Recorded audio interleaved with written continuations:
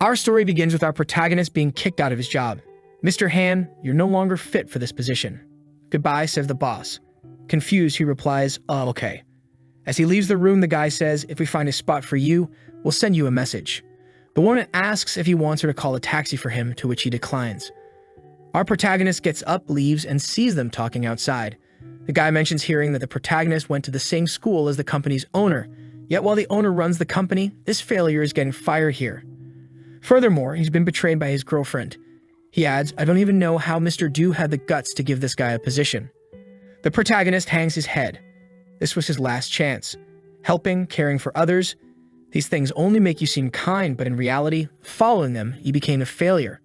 The scene cuts to him catching a subway. This is the unstoppable routine of a model citizen. Wake up, catch the metro, go to work, return exhausted. Standing on the metro, he contemplates that it would be better if everything ended soon. The train is approaching and he's thinking about ending it all. Suddenly, the lights go out. He looks around. What? A blackout. No, not quite. He realizes as the complaint system activates. Beginner package, use all your points to fulfill a wish. Our protagonist is a manga enthusiast and is familiar with the system. He just wants to know if this is real. If so, the only thing he'd wish for is to go back in time. He wants to go back to the beginning and become someone successful instead of just being a nice guy.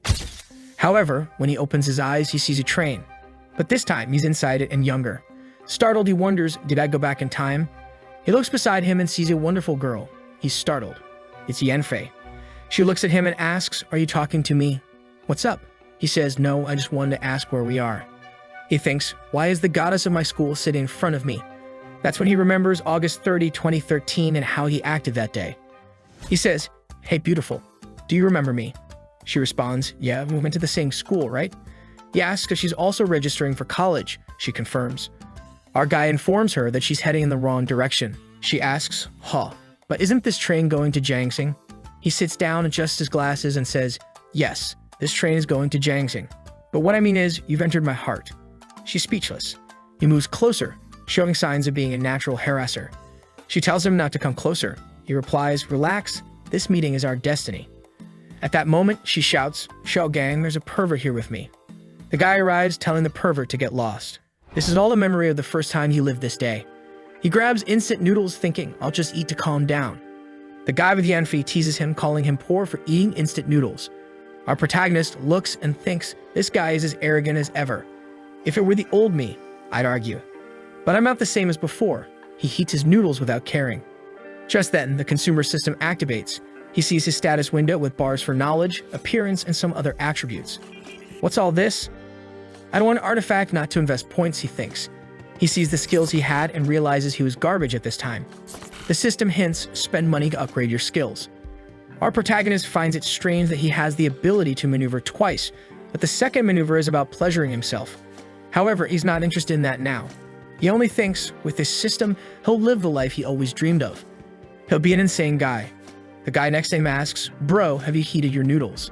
He thinks spending money isn't the problem. The problem is having money to spend. So first he needs to figure out how he's going to make money. Returning to his seat, the guy is talking to Yanfei. "Hey babe, I'll take you somewhere fancy," he says. She prefers noodles. He tries to peek at her phone and she elbows him, saying, "Back off, mind your own business. Damn it." Our protagonist laughs at him. The guy realizes this and asks if he's laughing at him. Our protagonist replies that he isn't. The guy says, "I'm her boyfriend. You can't laugh at our business." She stares at him again and says, "Just let me eat my noodles already." Our protagonist thinks this guy has always been and always will be a simp. A few minutes later, they've finished their noodles. She had gone out to buy a snack and returned, but unfortunately, it was already sold out. Our protagonist pulls some chicken drumsticks out of his pocket. She asks how much they cost and says, "I'll pay for it, relax." He quotes the original price of $2.50. She says she doesn't have change and tells him to keep the 3. He says she's kind and gives her an orange as compensation for the 50 cents difference. She says he's very polite and he's already fallen for her. Her smile is enchanting. Until the simp appears and says, "I have money. If you wanted to eat, you could have just asked me to buy it instead of accepting oranges from others." She tells him not to be rude and asks why he's shouting, but the guy doesn't stop and continues, "I said I'd take you to the restaurant. Why did you buy this guy's snack?" She stands up and asks, "Do you really care about me?" Everyone on the train starts to look and she leaves. The boyfriend asks where she's going. She says she's going to the trash and doesn't want to talk to him anymore. The guy gets angry, looks at our protagonist and says, "Hey, get up," grabbing his collar and throwing him to the ground, shouting, "This is all your fault, you damn four-eyed loser." He wants to kick our boy, who's already spitting blood. He didn't expect his body to be this weak, but he won't let it slide. He gets up thinking, "I was worried about where my first income would come from. You'll be my first benefactor." The scene cuts to some time later. Yanfei is asking how he is, what happened. The doctor says, "The boy's reflex is gone. He's in a coma." "How did you fall into a coma? Are you the king of acting?" The doctor continues, his brain was severely damaged. He needs to be taken to the hospital now. Our protagonist is thinking the guy didn't hold back and it hurt a lot. He threw me to the ground and said, "If it wasn't for you, I wouldn't have been embarrassed in front of her." Our protagonist says that this guy only knew how to resolve everything with violence. The simp says, "What did you say? Repeat that." Our protagonist looks at him, calling him useless, and even thanks him for the conversation he had with his girlfriend. With that, he takes another punch, and at that moment, everyone on the train tries to hold the simp back, telling him to stop. But the guy doesn't stop punching our boy. Just then, the waifu appears and asks what he's doing. Desperately, he says, "Sorry." When he looks at our protagonist, he's smiling, calling him trash. She pushes the fool aside and asks our boy if he's okay, who says he's feeling really bad and passes out. She shouts for doctors. The simp tries to explain the story to the policeman, saying our protagonist was pretending. But everyone on the train said it was a lie, just because this guy was talking to his girlfriend. He didn't like it and beat up the boy.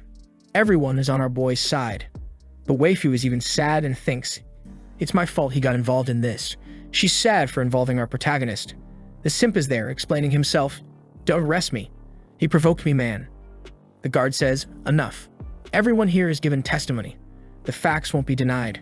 Why didn't you think straight while hitting him, huh? Do you think you have a lot of money? This is all your responsibility." He runs to Yanfei and says, "Yanfei, please help me. Say something. You know I'm not like this." But she pushes his hand away. He then says he's going to call his dad. His father answers and asks, "Where are you? What happened?"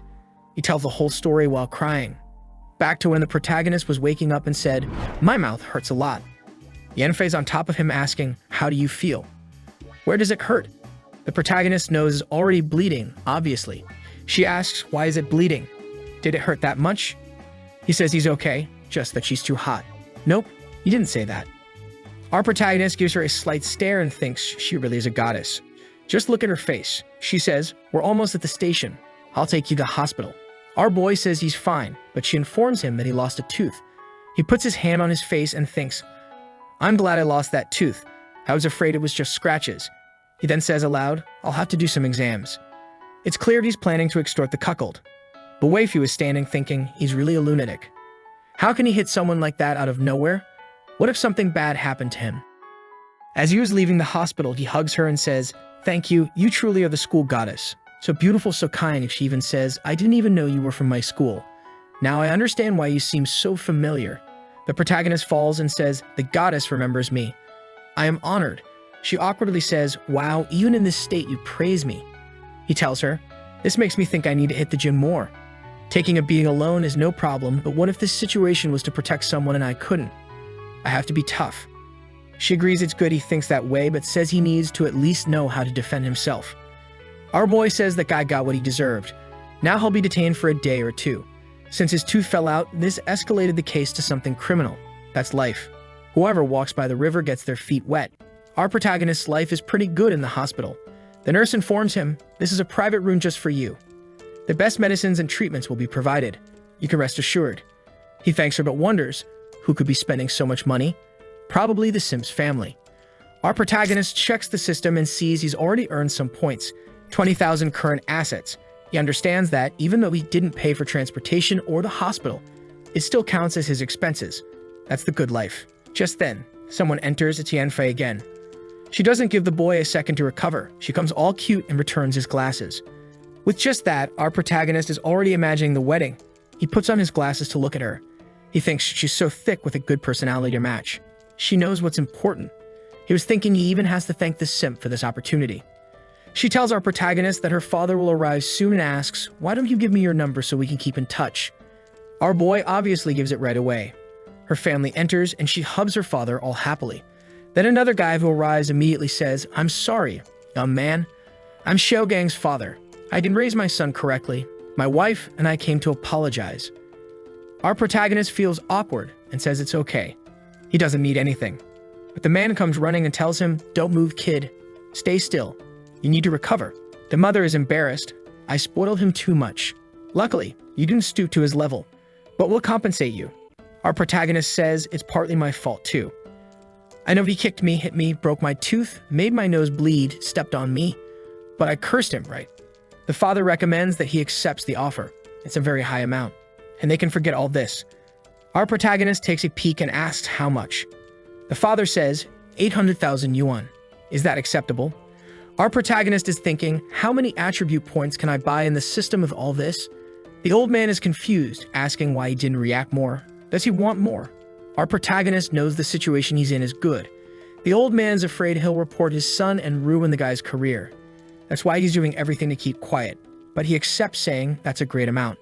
Now I understand why Yanfei always said she had a very cool uncle, but the nervous guy asks, "But what? If you solve this just with money, you'll prove you're a father not so concerned about your son's education. I think it's important that your son understand that this behavior wasn't correct, or he'll ruin his own life." The guy is still receiving money yet wanting to preach morals. The reluctant father says, "All right, kid, I'll educate him better." Our protagonist is playing with fire and continues threatening that he doesn't want the money, saying, "I really don't need it. I just want him to understand that this behavior will hurt him and his family." The guy starts crying, saying, "I understand. When he's released, I'll bring him here to apologize." The wife says it's okay, and they both leave. Everyone is already in the hallway leaving. Asim's father greets the blonde's father, apologizing for the trouble his son caused. The guy says, "Relax. At least you came quickly and talked to the kid." Everyone leaves. At this moment, the father sees that his daughter isn't very happy and asks what's wrong. She says that Gang was a complete idiot doing that. Outside, the father says at least she's okay. And that guy will now disappear from her life. She says thank goodness and says, if that guy had the maturity of the boy he hit, things wouldn't be like this. The father says, "You seem to have a good opinion of the boy. You met him yesterday, right?" She blushes and says, "No, he's from the same school as me. I just felt embarrassed because he got beaten up because of me, and he seemed like an easygoing guy." "What do you think of him, Dad?" The father is thinking he seems like a mature and responsible boy. And here comes the father with the speech. "My daughter, at your age, boys who are mature like that have suffered a lot. Someone like him prefers success over feelings. I'm sure he has a bright future. But I don't know if he's ready for relationships."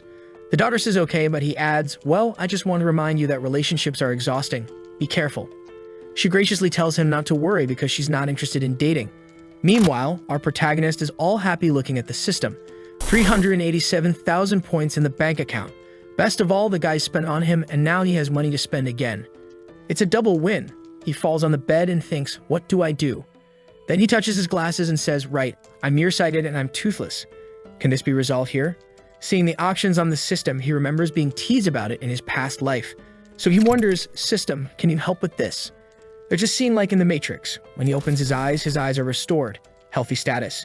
He gets up from the bed, goes to the mirror, and takes off his glasses. Tada! So is this really how I am? Now the boy feels unstoppable. Eyes are called the mirrors of the soul. As a great wise master says, attractive eyes have a clean and beautiful structure with a lovely coloration. Just with this change, my attractiveness went up by 3 points. This shows that one function can influence the others. He receives a message from his friend saying, I really appreciate your help. I'm at the Confucius temple, how about we grab something to eat? He tells her, I'm still toothless. Bring me a book to read. She apologizes for forgetting he's toothless and says she'll bring a book later. The two are very happy. The protagonist made another flirt, saying that if he were there, she wouldn't even have time to eat everything. This protagonist is unstoppable. Her father is even there, wondering why this girl is all smiles. The next day, she really brought a book for him, but it's a really difficult and boring book, and she asks if he didn't like it. He says, it's not that I didn't like it, but why did you bring me such a book? She says she's kidding and hands him a copy of Solo Leveling. He looks and says, I knew you'd understand me. She tells him to get better soon and winks, but suddenly she approaches, and our boy backs away. She says that him taking off the glasses really improved his appearance a lot. The guy was already a bit convinced, and now he'll be even more. And he says, do you think that's all? I'll still improve so much and become even more handsome. She tells him to calm down. Are you thinking the glasses sealed your beauty? He says exactly. A cheeky one. She says that if that's the case, he should never put the seal on again and tells him to prepare because tomorrow she's bringing her father. Our protagonist thinks, why is she talking about her father? The next day, the simp shows up there saying, sorry man, I shouldn't have hit you. I couldn't control my emotions, but it's from the bottom of my heart. Please forgive me. Even the father and mother are moved. Our boy says, I accept your parents really love you, so don't worry them again. The guy is thinking, darn, he really wants to preach morals at me. A while later, a lawyer arrives for him to sign the paperwork and receive the $800,000. Look at this beautiful check. Take it, kid. I hope it never happens again. Our protagonist replies, you're very kind. The guy not only paid for the trip, the room, gave compensation, and everything else. A total of $1.15 million was spent. Now that he has the points, the priority is to raise his attributes. But he thinks he can't just spend everything on attributes. He still has to have money to eat and live. He falls on the bed and thinks, what if I don't spend anything? I just buy a comfortable little house, live comfortably for the rest of my life eating instant noodles. That's when the big friend comes back saying, we're here to see how you're doing. This girl is getting more inflated every time. The father comes and tells him to rest and says, she and I will travel soon, so I brought a little gift. Accept it here. Giving him a bundle of money. The father says it was a problem that involved his daughter too, so he wanted to compensate in some way. This time, our protagonist doesn't want the money and says, I don't want this money. She's a victim just like me. From whoever it is, I don't accept this money. The guy is already grabbing his shoulder. You really are a prodigy among young men. When you come back home, come visit us as a guest. Your grades must be incredible. Your college is close to hers, so I ask you to take care of her. She asked her father not to say these things. Our protagonist is confused, but says he's really at her university. She gets all excited, but he explains that he's in the humanities field, which usually doesn't get much recognition. Everyone is embarrassed. Our boy tells a sad story. When he was young, he thought grades didn't matter, followed a somewhat wrong path, and ended up in this situation. The father and daughter just watch. And our protagonist says that at least he learned from his mistakes, and now the only thing he can do is be better in college. The father says, you're right, kid. You can't be stuck in the past. The important thing is the direction you're going. And that money you received, what are you going to do with it? Start your business. Our boy says not now, but soon he'll become an entrepreneur and sell courses on how to make $800,000. The father congratulates him and leaves. But before he goes, the kid says to him, you're an amazing father. Even in 20 years, I'll remember. I want to be someone like you. The father thanks him and says goodbye, also saying he'll remember. And the friend also leaves happily. Now he's focused. He calls the nurse and says he wants to be discharged. It's time for him to start developing rapidly. He knows that in 2 years, real estate prices will go up a lot, and those who take advantage of the opportunity will be the next billionaires. Already on the bus, heading to the city of dreams, he arrives at the real estate agency, pulls out the black card, and asks about houses of 40 to 60 square meters near a school area that have been built in the last 2 years. The consultant says, there's this one that's priced great. Our king of negotiations says it's that one. His parents dreamed that he would buy a house, and look at him now, in his 20s already buying a house. It looks like he's going to buy 2 houses, but he's going to rent them both out just to cover his monthly expenses. This is the weakest capitalist. He already rented a deluxe presidential suite as soon as he received $100,000. He's all happy, thinking, finally, my new start has begun. At that moment, he realizes he's still toothless. He opens the system and says, restore my tooth. However, the system shows that the cost of the tooth exceeds the current amount, and his command cannot be executed. He needs to level up the system. Some skills are necessary to activate these effects. The user needs to possess at least 3 level 3 skills. First, he needs to reach level 2 since he just spent a lot of money and is full of points. He advances to level 2 and starts shining. He says it's as if his thoughts have become clearer and faster. His mind is overflowing with ideas. There was so much that he even fell to the ground. He gets up after a while with a headache because he absorbed too much information. Some skills like accounting, finance, and marketing show that knowledge is not just about how you think, but also about the accumulation of information you have. One influences the other, and now, by leveling up both, he will become part of the elite. When his phone rings, someone asks, is this student Han? You took a 15-day break, and today is the last day. If you don't return, you'll repeat the year. He tries to extend his break, saying he's still unwell and will return soon. Then he takes another look at the system and discovers that to upgrade an attribute from 70 to 79, it costs 200,000 points per level. And worse, to maximize it to level 5, it costs 10 million. For now, forget it. He has no chance of maximizing anything. He then sees that a new function has been unlocked by leveling up. Every time he spends money, there's a small chance he'll receive gifts related to his consumption. The items will be sent directly to his item bar. Sometime later, our protagonist had returned to college. The girls are all looking at him saying, "Wow, he's tall. Is he a new student?" Our hero is not feeling himself. He took advantage of the system, improved his nose, reduced something here, improved something there, and did a lot of facial adjustments. The e-girls are all crazy about him now. He goes to the principal's office to explain everything that happened. He explains that he was in the hospital for a few days, but he's fine now. He then hands over the hospital certificate. The principal asks if he was really in the hospital and if he brought the documents and money to pay for everything. Our hero says he brought everything while remembering that this guy wasn't a good person. At least he's kind of stupid, so dealing with him is simple. He thanks the teacher for his hard work and asks if he has any idea what the dormitory he'll be staying in is like. The teacher says it's a very lively place. Our protagonist hands over a medical request and says the doctor asked him to rest in a quiet place so he can't stay somewhere with too much commotion. The teacher takes it from him, looks at it, and says, "All right, I'll see if I can get a room for a maximum of 4 people for you, but the cost will be higher, kid." Our protagonist remembers that in his past life he stayed in the crazy dormitory 5, full of maniacs, and he doesn't want to go through that again. Especially now that he has the black card that makes life easy. The scene changes to our dear blonde receiving messages from our protagonist, letting her know he arrived at college. They talk for a bit, but nothing serious. He just stares at the system, thinking that his mother will be shocked by how much he's changed. The only problem is that he only has 40,000 left. It's time to at least buy something to eat. As he buys something to eat at the store and leaves, he sees a guy selling something on the ground, so he asks, "How much is this?" The guy says it's the Manual of Life, 66 Ways to Change Oneself, and it costs only 168 yuan. Our protagonist doesn't think it's worth that much and asks him to lower the price. The guy says he'll do it for 100. Let's say what he's really selling is what the OnlyFans girls sell for 99 cents, but in printed form. At that moment, the system activates. You've purchased a set of life manuals. Activating the gift system, a book suddenly appears in front of him. An ordinary scripture, read it sincerely and you'll increase your intelligence a bit. Our boy is happy because it's expensive to upgrade the attributes, so anything free is perfect. The chubby guy asks if he's okay, but the scene changes to a little later and he's entering a classroom. Some girls are already looking at him sideways. The professor up front says, "The last student arrived, go ahead and introduce yourself." Our protagonist remembers that in his past life he lacked confidence, so he felt embarrassed and everyone laughed at him.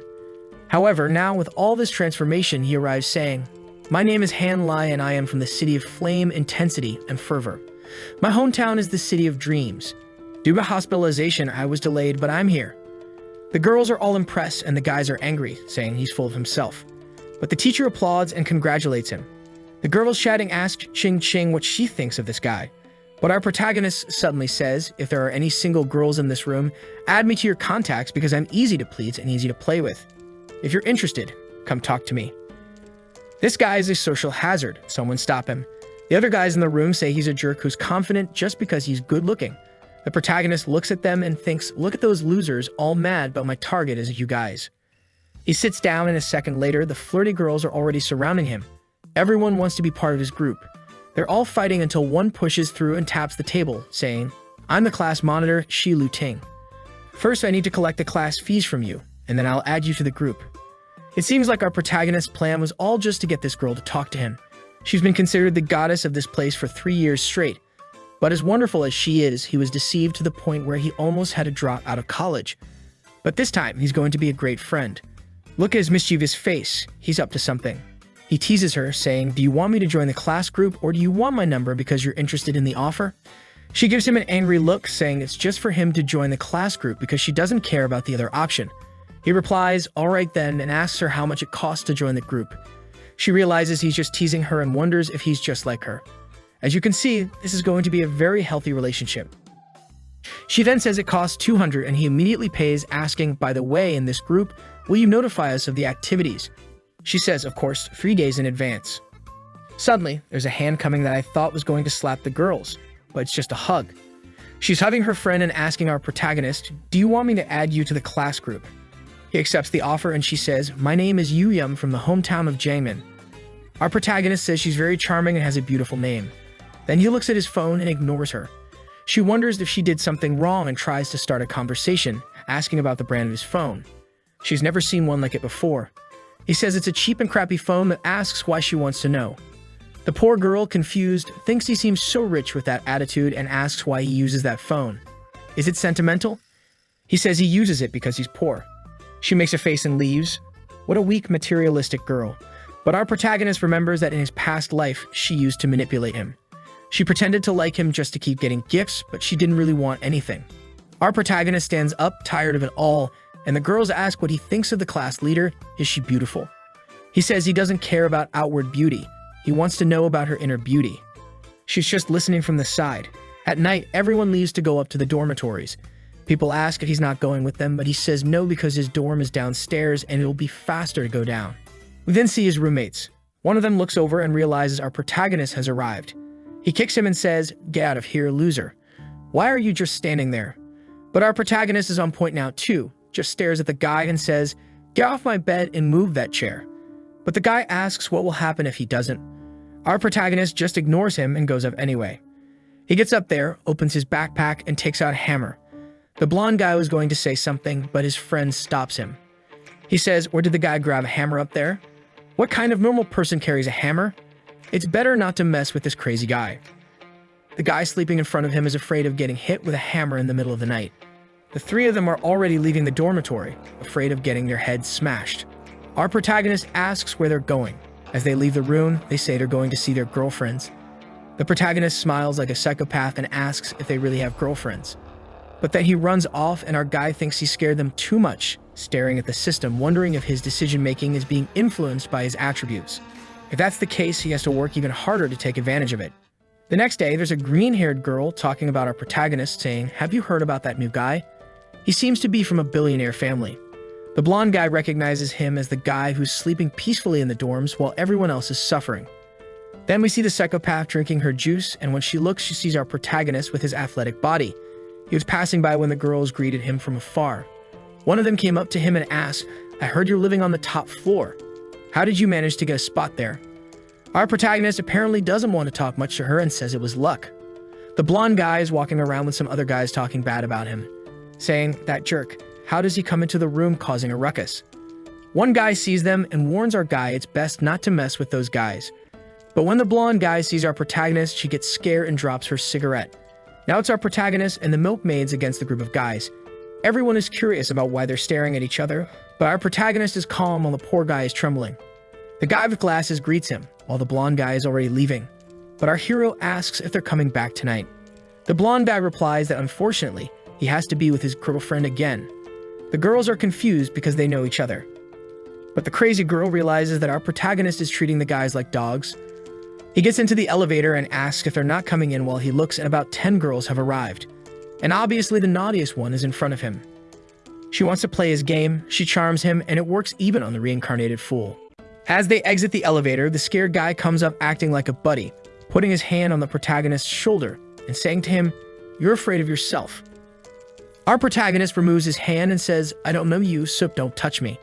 The guy is surprised by this reaction, apologizes, and runs away. "Didn't you say you wanted to be friends with everyone in your speech?" But he enters the room saying he doesn't remember saying that. As he enters, the milkmaid invites them to sit together. The manipulator sits too. As our protagonist passes by, she stares at him and says, "You're right. Quality is better than quantity when it comes to friends." She asks if he wants to make friends. But he responds curtly that friends don't make a difference. Her friend laughs in her face, but after laughing, she stands up and asks for his phone number.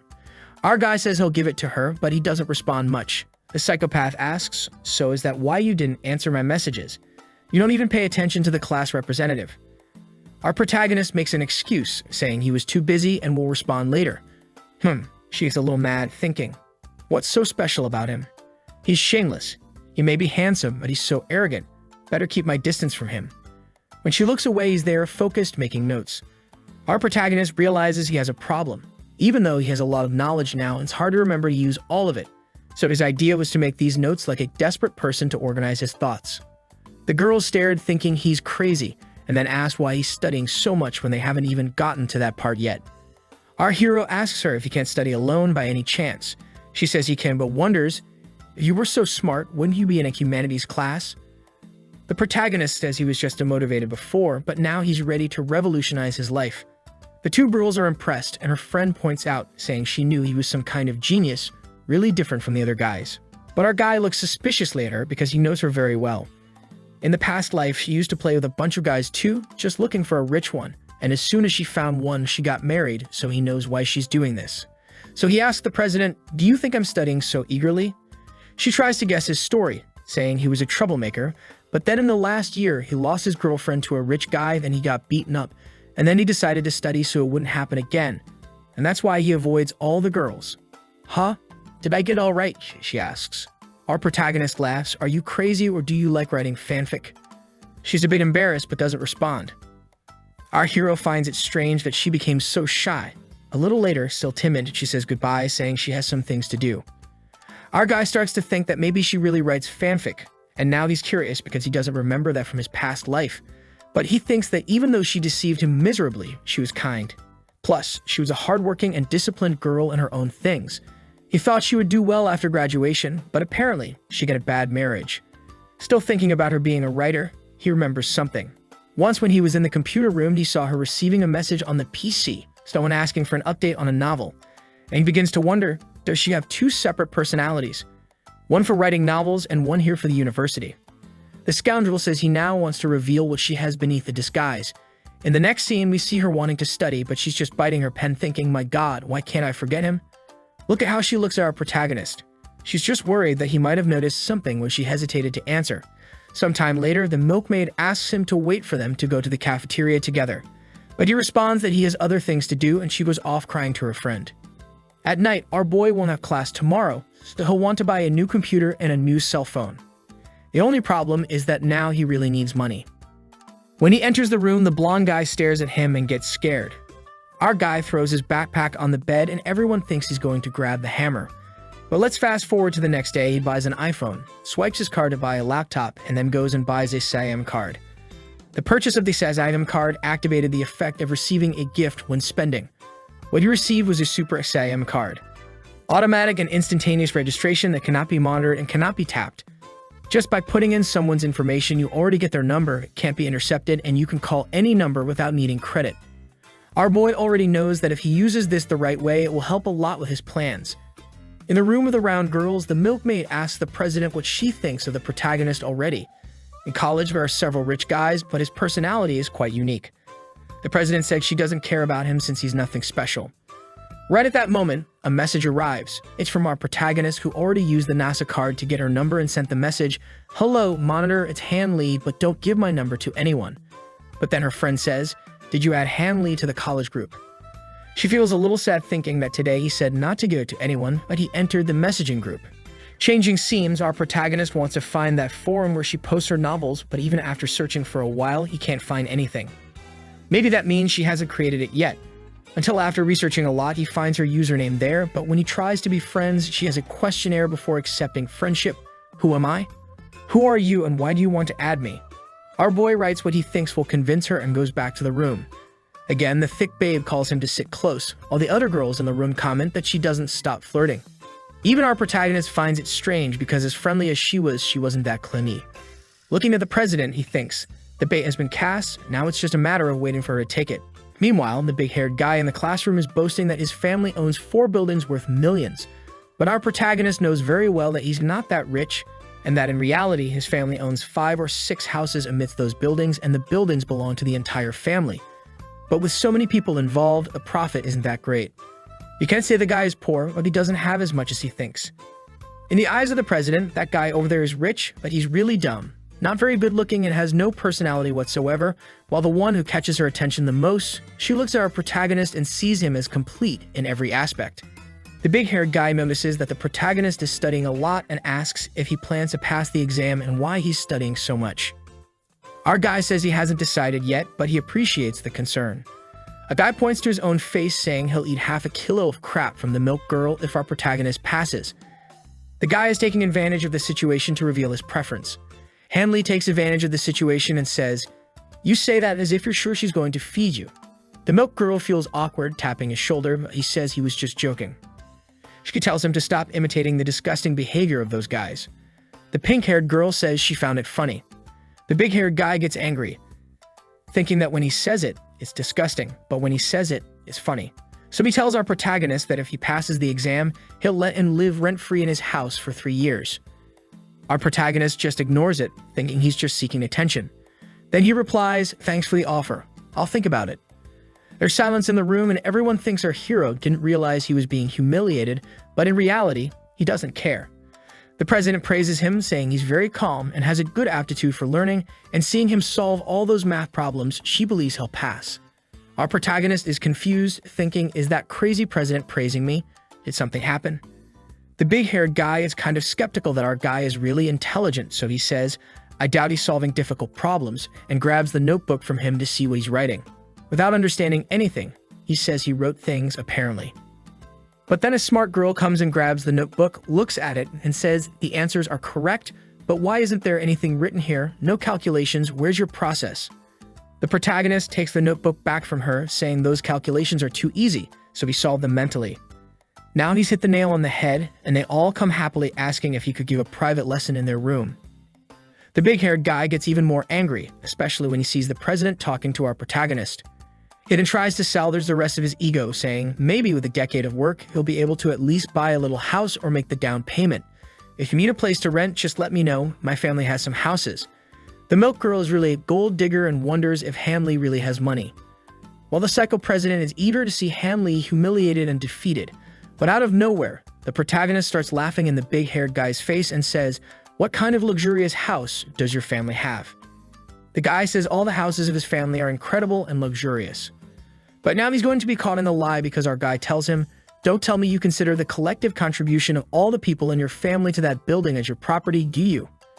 The guy is somewhat embarrassed and says what our protagonist is saying doesn't make sense. And the people in the classroom want to know what's going on. The protagonist says to him, "Building number 4 in Yangpu District, a small building with an elevator and 4 apartments per floor. Over the last 3 generations, your family has managed to buy 8 of them, but you live in 2 and share the profit.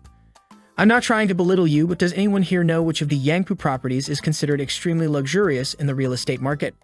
The protagonist puts on a smug look and says, "I find it a bit strange that you're acting all high and mighty at the expense of 3 generations of your family." Just then, the teacher enters the room and there's silence. The wicked waifu there is looking at the big-haired guy and thinking he's a loser because he didn't respond at all. And she's obviously impressed by how the protagonist reacted to the situation.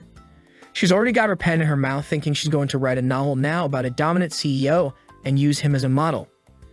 But she's having to try to calm down because throughout the entire class, she just wants to keep looking at our reincarnated friend. The end of the class arrives, that friend calls again to go to the cafeteria. But our protagonist says the cafeteria is too expensive. They can't just be spending money there. Just then, he receives a message on his phone and she shouts, "Stop lying, you have a new phone there and can't buy a snack at the cafeteria." He says that's exactly why, since he spent all of his money on the phone and now he's broke.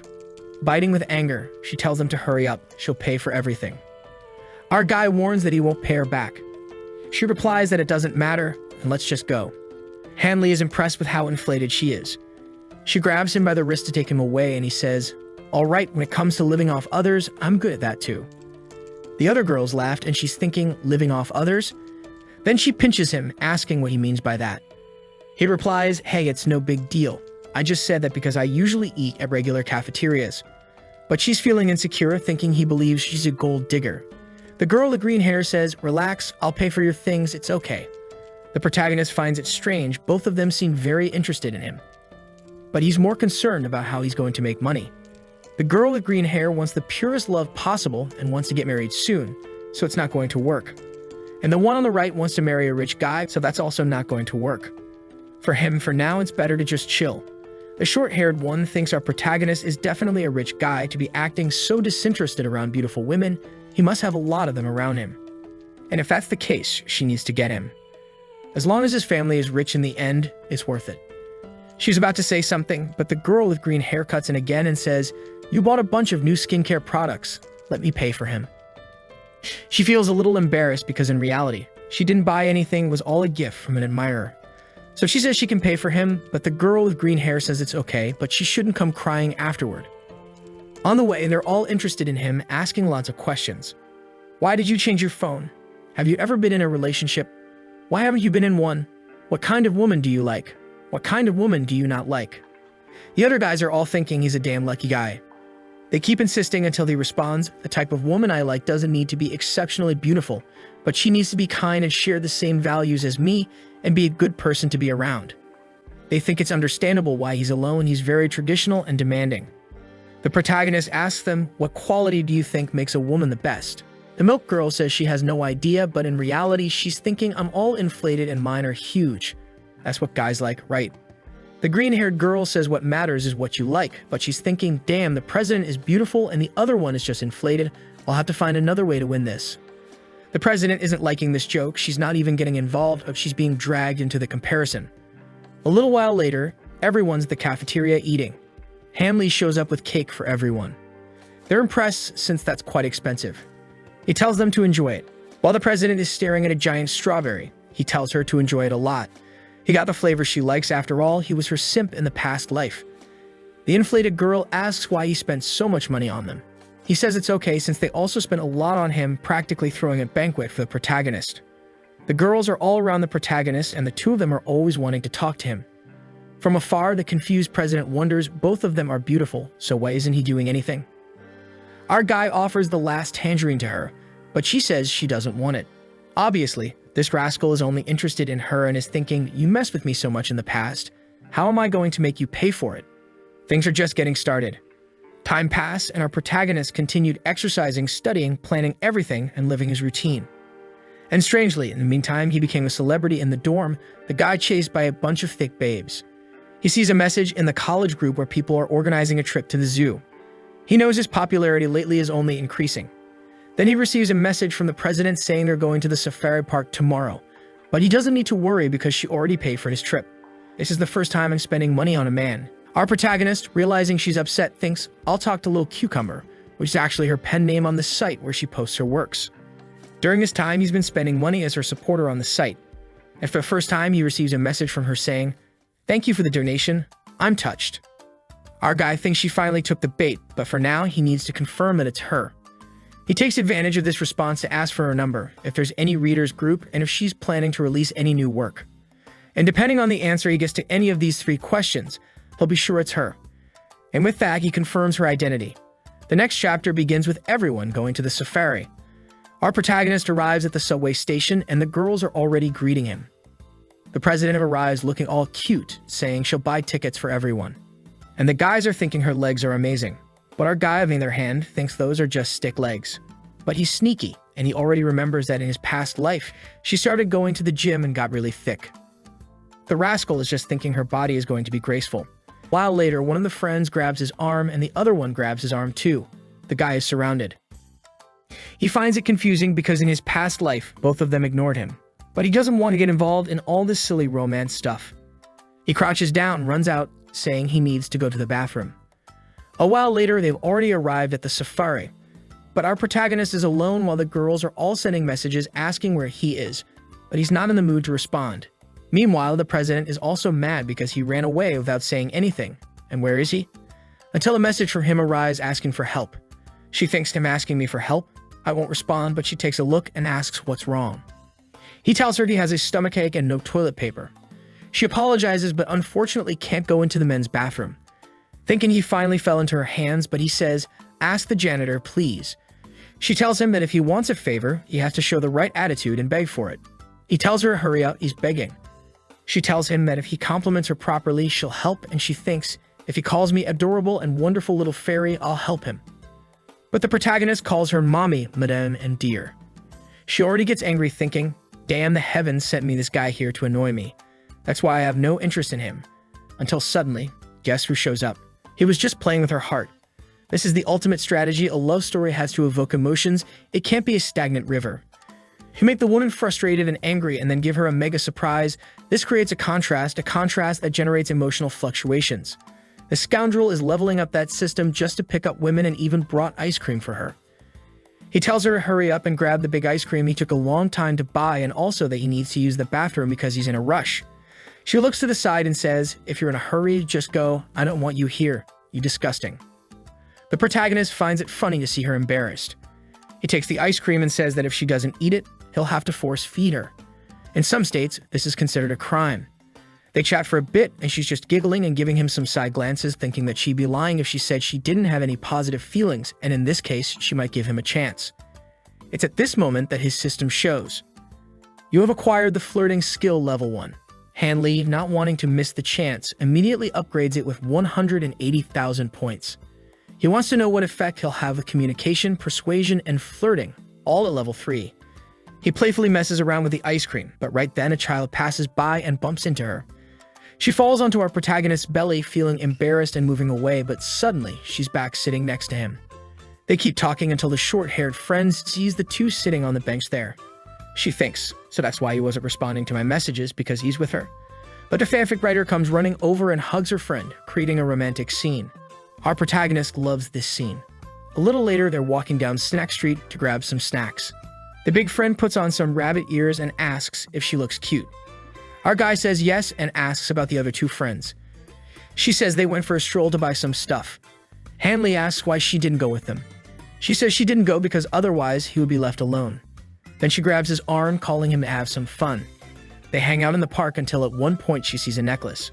And our protagonist remembers that in his past life he gave her the same necklace, and she hated it. But now she's lying, saying she finds it wonderful. So she suggests they go take a look. She's all interested, but poor guy only remembers that he had to save up for a long time to buy it for her, and he never even saw her wearing it. He may not have any more interest in her, but he finds it strange that she's so in love with this item. He finds it funny and says he'll buy it for her, already telling the receptionist to keep it as a gift from him to his friend. In his mind, this is the last time he'll give a gift as a simp. After this purchase, everything will change. She seems very happy to receive this gift and wants to show it to her friends. But Hanley says it's better not to because it could cause discord. When the protagonist makes the purchase, he receives a pet collar from the system that gives 50 obedience and 50 happiness, and he wonders what to do with it. He thinks it would be good if he were raising a husky, but that's not the case. She then asks him to put it around her neck, and he does. She's very happy, but everyone outside can see it, and the president is feeling isolated. The protagonist thinks Lu Cheng right at a time like this. What if she misunderstands? But wait, why am I blaming myself? I have nothing to do with her. And I'm more interested in her online version. I couldn't care less about this offline one. He then approaches her and asks how she's doing. The green-haired one says they were getting ready to leave, but saw that he was busy with something. With that, the park outing ends and he's back home. Hanley is all happy when he talks to the president online but doesn't want to talk to her in person. He really is the king of 2D. On the app, he asks her when she's going to release a new book. She says it will take a little longer. She's been very frustrated lately with her content and isn't happy with the result. The protagonist, with his evolved writing talents, decides to give her some constructive criticism and says she needs to improve especially her amateur style and character development logic. She's impressed that he's actually right. These are my problems. Could he really read everything and be my fan? She thanks him for his words and asks, could you give me more specific feedback on how I can correct this? Now the protagonist feels confident and says, you're lucky that in this life, I'm an expert. He sends a text with a bunch of tips on how to improve her story.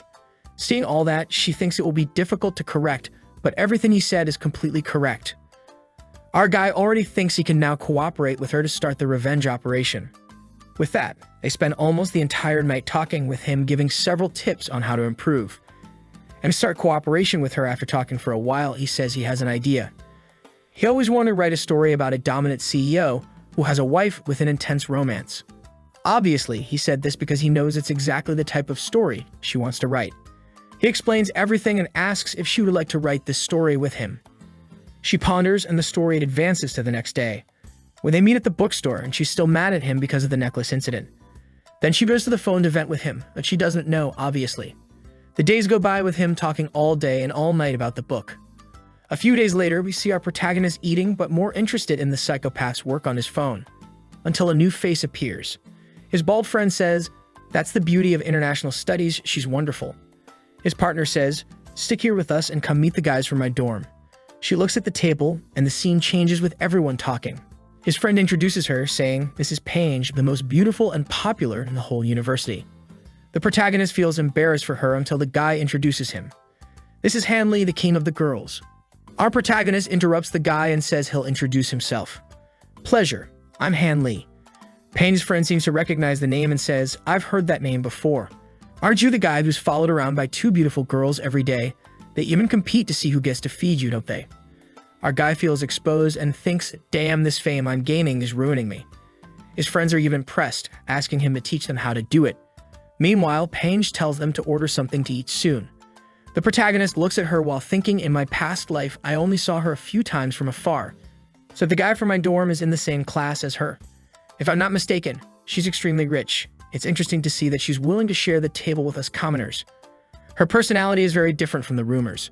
She says she can't drink much but will try to keep up. Our guy says her eyes are very different. She explains that they come from her mother, who came from afar. Our protagonist says they are uniquely wonderful.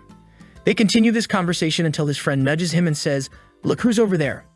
It's the president, who already notices the presence of our protagonist. The two recognize each other.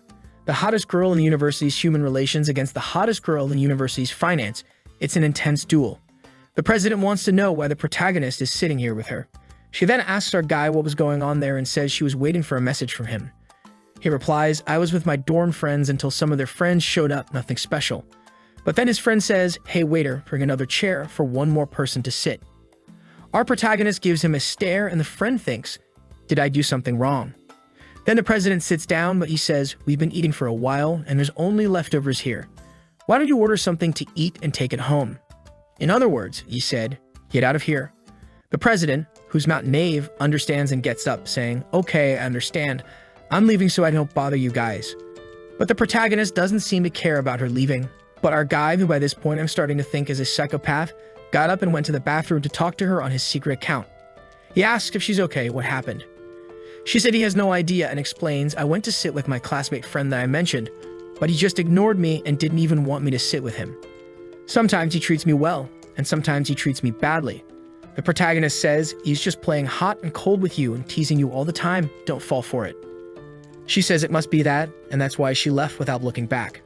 From now on, she won't care about him anymore. Hanley returns to the table and says he's leaving. He throws his wallet on the table and tells his friend, you pay the bill later, and if anything happens, let me know. Meanwhile, the president is in line, texting that she's angry and wants to eat fried rice. At that moment, our protagonist appears with the fried rice already bought and says to her, he was feeling very confident, saying he would pay for a meal for her. He commented that the fried rice he brought was better than the store's. She didn't react, so he asked what was wrong and if she wanted to switch. He tried the store's rice and found it expensive and bad. The store owner and she wondered what he was talking about. She thanked him for his kindness but declined, saying fried rice would give her pimples if she wasn't in the mood to be around him. She left, making him realize she was angry. Our protagonist questioned why she was angry, wondering if something had happened between her and Panji. He received a message from her on his phone saying the dog tried to deliver rice to her, but she ignored it and left. The protagonist commented that he would give her some credit this time. She said she was going back to the dorm to write because she was tired of being angry with him. Our protagonist then gained 2,000 experience points reflecting on her personality. He concluded that she didn't like anyone invading her space but wanted to invade others' space. He thought about helping her realize and correct this behavior quickly, becoming a psychologist, planning to return to the table with her. A guy saw him with 2 bags of rice and commented about him being hungry, but everyone had already eaten. The protagonist explained that he would take it home and pay the bills. The store owner questioned him about the bags of rice, and another friend defended him, asking them not to meddle in his life. Pangi intervened, saying they were also leaving, and the protagonist said goodbye. Back in the room, the guys invited him to go out. He asked about the place, and the friend with glasses had a contact. They would call some girls from the theater university for karaoke. The protagonist asked if they would sing together and wondered if she was inviting him to pay the bill. The friend warned him to be careful with his words. Our boy explained that he wasn't interested in paying the bill for pretty women and wasn't that interested in them lately. He declined the invitation because he needed to study for a finance competition that would happen in 3 rounds, with the winner taking 1 million. Thinking of taking the opportunity to test the system and make money. The holiday ended and they returned to school, where the girls wanted to stick around him. Feifei asked about the story and he explained it was just a casual meeting. Asking if that was all, he confirmed, and commented that he could have been kinder to her. The 3 girls entered the room. He looked at Tintin and she stared back. Suddenly, the class ends without interpersonal relations. The protagonist looked at Tintin thinking if his behavior was wrong but decided to ignore it. The 3 girls went to eat together after class. She was just thinking that yesterday was weird. But the protagonist is terrible, didn't even talk to her today and still pretended nothing happened. At the table next to some troublemakers. One says their table is lively and asks if they don't want to join them and that they would even pay. Tintin apologizes but refuses and complains about the excessiveness of men who start conversations with her. The guy approached her asking her not to be so cold and asked which university they were from. She interrupted and responded from a different one than his and that it wasn't of his interest. One of them, sweating, asked the other to call the protagonist, and desperately she started typing to call him. Another guy went to her and said that since she was typing so much, why not give her number? Tintin stood up and said that was harassment, and that if they kept bothering them, she would call the police. Mockingly, the guy said she was quite fierce, and asked if that was considered harassment, because they just wanted to pay for lunch and asked for a chance. While grabbing Tintin's wrist, he asked her not to be so shy. The protagonist arrived and asked what was happening. Tintin, seeing him, was happy, saying he finally arrived. The delinquent asked if our boy was with them, calling him lucky for being with such dense girls. The guy then asked which one was the protagonist's, asking him to introduce him to the others while squeezing Tintin's arm. Our boy approached and grabbed his arm, asking where he thought his hand was. The delinquent, suffering, asked him to let go, calling him a lunatic. The protagonist asked if he thought that was crazy, while asking what other people would think of him harassing girls. The delinquent didn't like it and asked if he couldn't want to get to know more people, already heading towards the protagonist with a punch. But our boy has the hacks. Giving a slap on the hand and another on the foot, he finishes with the guy immediately going to the ground. The protagonist looks around and says that he started it. The delinquent's friends and everyone in the store look at him. Our boy asks what the girls are doing and tells them to leave, because they don't want to eat in a place where everyone is staring at them. The gold digger babe loved that the protagonist taught the guy a lesson, while he's asking Tintin if she's okay. Our boy says he is happy anyway and turns around. He looks back and asks her what she thought of that move. She is confused, not knowing what he is talking about. He says he knows she reads those novels where the guy shows up and saves the princess, saying he is the prince of this story. She says that has nothing to do with it and it doesn't make sense. But she was caught off guard and wonders how the protagonist knew what she was thinking. Some time passes and the girl is all excited that her novel was approved. The only strange thing she found was that the guy asked to change the main character's name to Han Lee. In a finance class, the protagonist was using the notebook. The professor, seeing this, said that if he is the smart one, he should show it, since he didn't want to pay attention. Our boy went up front and gave a class showing he is a genius, and the babes were fascinated as always. The professor was impressed, and this information reached Pangy's ears. She thought the protagonist was an interesting guy. In the next class, the girls came to ask our boy questions. Seeing that bunch of girls, the president got jealous and went to ask some questions too. However, the protagonist interrupted her, saying he would answer first the others who asked. Obviously, she didn't like that, and went to complain to him, but on the phone. In the messages, she says she hates that guy, because she lowered her status to go talk to him, who showed no reaction. The protagonist on the secret account asked if they still hadn't made up and what was going on. She says it's strange since it was just for 2 roommates who were hanging around him. Now all the girls in the class are around him and that irritates her. The protagonist on the secret account starts attacking her, asking her why she is so angry, and if it's because there are many girls around or because she likes him. She replied she doesn't like him and is just curious how he manages to do all that even though they are the same age. The protagonist from the web tells her that if that's the case, she should show she's even better. He tells her to publish this book and be successful and show him the results. She already imagines herself with all the success and the protagonist humbling himself for an autograph. A week later, it is making a little success, but our boy throws a bucket of cold water, thinking that he has to prepare for the competition worth $1 million so he won't be able to write all day. He then tells her that she will have to write some things that were his, but she gets a higher percentage for it. She says that's okay, the only problem is that there are some scenes she doesn't know how to do, because she has never been in that situation, like the scene where she is dominated. But the protagonist, on the other hand, is also inexperienced when it comes to that, and wonders if he can use the internet, but then has an idea. He remembers he got the dog collar. The next day starts with Tintin going to pick up a package. The protagonist asks what she is going to get and offers help. She brutally rejects and says she will get it herself. The box is a package that arrived from the protagonist, but it is him only as his writer version from the internet, so she doesn't know it's from him, but she is all happy looking at the box.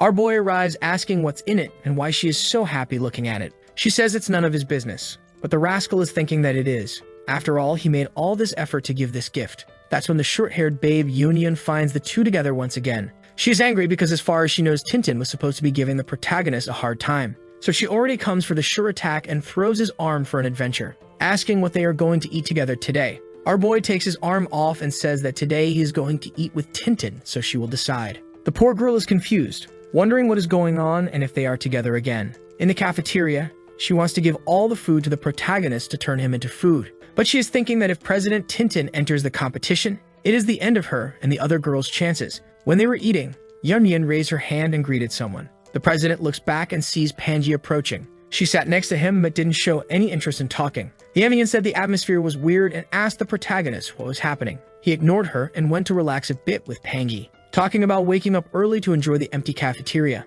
Tintin didn't like this relaxation at all, wondering why they were talking so calmly. To try to end the conversation, she gave him a tangerine and told him to eat it. Panji, seeing Tintin offering the tangerine, thought that she liked Han Li, or maybe she was trying to get back at him for the last time. Panji's friend gave a jewel to the protagonist, saying that he was incredible for always getting the girl's attention. He said that those without shame are truly invincible, and asked Panji's friend if she also wanted to support him financially. Embarrassed, she said that wouldn't work because she didn't have the money for it. But if he asked Panji, she could support him because she had a lot of money. The protagonist said that a meal in the cafeteria wasn't her style. Yunyun didn't like this conversation, thinking that she was already competing with the president and now Panji was entering the fray. She felt she was losing all of her chances, so she needed to change the subject. She then asked Tintin what she had bought, already looking at the box. Tintin responded that she hadn't bought it and a friend had sent it to her. Yunyun asked if it was that friend she talked to all day on the internet. Tintin, angry, grabbed the box from her hand, telling her not to meddle in her life. Panji's friend said she understood, and that since Tintin was very beautiful, she must receive many gifts from various admirers. Tintin said she didn't accept anything from admirers and that it was just a jewel from a friend. Already handing the gift to Yunyun to open, she was thinking that whoever sent it probably didn't send anything strange. It was probably a jewel or something like that, and if she kept hiding things, it would become more peculiar. Yunyun took and opened the box, and praised the packaging of the gift. Tintin got worried, wondering if he hadn't sent anything strange, and that it should be an earring or a necklace. Tintin dropped the gift on the floor and asked her what it was. To no one's surprise, it was the protagonist's collar. Tintin was wondering how she was going to explain this, because if it was just the necklace, it would be fine. But it came with a collar. The two, seeing that the gift was a collar, kept tossing it back and forth. The girls nearby were wondering why she had received a dog collar. Panji began to imagine something. She hadn't imagined that these best friends were so close. Panji's friend said the gift was amazing, so they must have a lot of fun. Poor Tintin tried to explain, but she couldn't, complicating things even more with each word. So she asked Yunyun for help, but Yunyun said she respected her preferences, but she liked men. Tintin didn't understand why Yunyun had said that and was confused. Panji approached and said that as long as it didn't hurt anyone, people's preferences should be respected, and that she genuinely appreciated it from the bottom of her heart, telling her to continue being herself. The protagonist started laughing in her face. Impressed by unique preferences of the class president, she slapped him and thought everything was ruined now. Because of all the pressure and anguish, she couldn't take it and started crying at the table. Yunyun, feeling awkward, asked why she was crying in front of everyone. On the other hand, she thought that with Pangi out and her other competitor having a special hobby exposed, she had an advantage. She looked at the protagonist and asked if he could talk to Tintin, but she didn't understand the protagonist's look, who was judging the girl. But he came over and said everything would be fine and told her to stop crying, even buying her an ice cream. He told Yunyun to keep an eye on her while he went to get the ice cream. She found it peculiar, because Hanli always ignored Tintin's drama, but now he wanted to please her just because she was crying. But then she realized, since the protagonist never said he didn't like her, he only said he didn't like her personality, and that his so-called disinterest was just a provocation. She realized the protagonist was playing on the girl's weak point, but she wouldn't accept that. When our boy bought the ice cream for Tintin, he activated the system that gave extra rewards, gaining a candy that increased the person's obedience to him and made them accept some requests. The protagonist thought this gift arrived at the perfect time. Returning, he told Yunyun to go back to class, because he would take care of her since she wasn't feeling well. Yunyun just left, saying she would hold the seats and wait for them. From the table, Tintin said she didn't need them and told them to leave. He told her not to act like it's Sundeer and take the ice cream he bought. She said she was tired of his game of provoking and then giving ice cream. The protagonist said that if she took a bite, he would teach her how to get out of this mess. She looked at him with a pleading expression for help. Our boy said was fine and he would give her some ideas.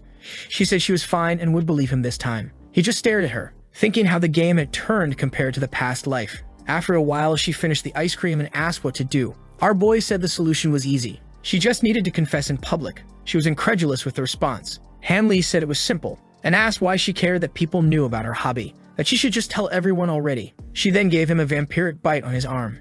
Angry, she said she knew she couldn't trust him. The protagonist said he was kidding, and that she should just be cold to those who laughed at her, telling her to humiliate anyone who laughed. She asked if he was telling her to be a domineering queen. Our boy said she didn't mean to pretend, but just be herself a little more. She said she was leaving because he was just annoying and not helping at all. The protagonist said she had a queen's personality, but he was afraid she might pull out a whip and hit him. She tried to explain, but changed her mind and said nothing. He suddenly became a psychologist, saying he understood that she must have her reasons, but she had to do what she wanted, and what others thought didn't matter, because she couldn't give up her dreams due to public opinion. Hearing this, Tintin was happy, but the sly protagonist, while saying these things, took out the system candy, asking if she felt better and offering the candy. She quickly grabbed it from his hand and put it in her mouth, saying she would take it from him because she knew he was a glutton. Otherwise, he would ask for it back. The protagonist thought she fell for it so easily. Approaching, he reminded her that she wanted to experience those things, where he offered to help. She was embarrassed, remembering the novel, thinking that she needed to experience it to write the story correctly.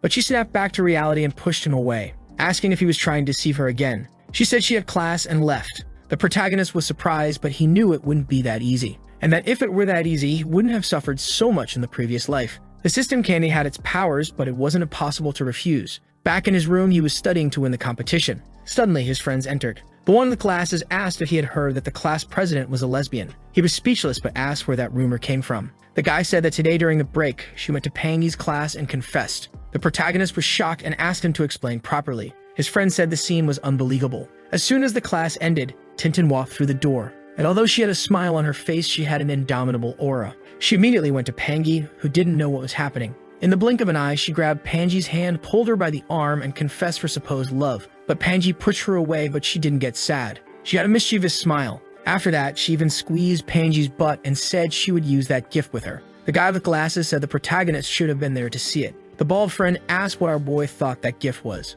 that even Pangy blushed when she heard it. Hanley feigned ignorance and said he didn't know, but he understood Tintin's plan. She wanted to involve Pangy in this mess so they could both sink together. Back in class, the green-haired babe Fife came to tell him everything. Hanley said he already knew everything, but Fife said she wished she had seen the scene with the two of them, and that it would have been wonderful. Hanley said it really would have been. Suddenly, Fife said that was how she wanted the scene and placed the protagonist's hand on her face. He was confused and wondered what kind of demonstration this was, and didn't understand why she was looking at him like that, finding it strange since this girl wasn't so shy and uncomfortable when she looked at him. Our boy, with his hand on his forehead, is at a loss about how to deal with everything that's happening. Then he remembers he has the secondary account. He quickly goes to chat with her on the computer. She obviously curses him because of the gift, asking what he was thinking by sending that collar and explaining that it caused a mess in the cafeteria. She explained that Union pulled that collar out in front of everyone to show it was hers, and that clearly Union wanted to harm her and ruin her chances with her man god. The protagonist is confused, wondering since when he is her man god.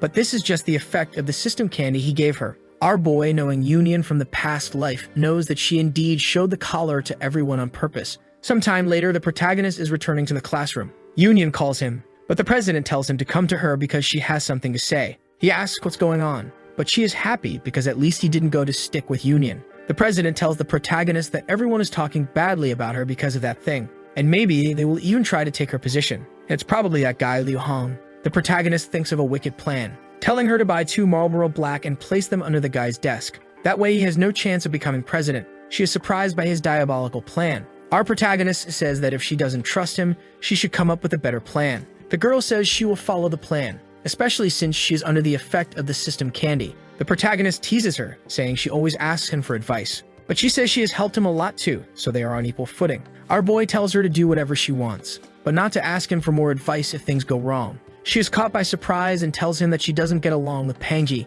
and if Tintin doesn't show who's boss, she will never be able to handle her. The protagonist says he doesn't understand how girls' fights work. However, he wishes her good luck, because if she can't handle Pangy, she should find someone else, and he emphasizes that there's no reason to care so much. After that, even his instigation skill level increased, and the system congratulates him for gaining a bunch of useless skills. Sometime later at home, the instigation skills suddenly leveled up to 2. He is confused about why the level suddenly increased, and wonders who he instigated. In the chat, E and the girl are happily talking because the book is selling well. She talks about the protagonist in the classroom, and his internet version says she is always commenting about him. So why doesn't she make a move on him? Instigation gains more experience. She hesitates and says she would never chase someone, especially if it's Han Li. She says our boy is isolated studying, not to mention everyone thinks she's a lesbian now. So how can she chase someone like that? The internet protagonist says that's just for pretending, and if he's busy during the week, invite him out on the weekend. If you stall too long, he will really think you like women, and then you will lose him.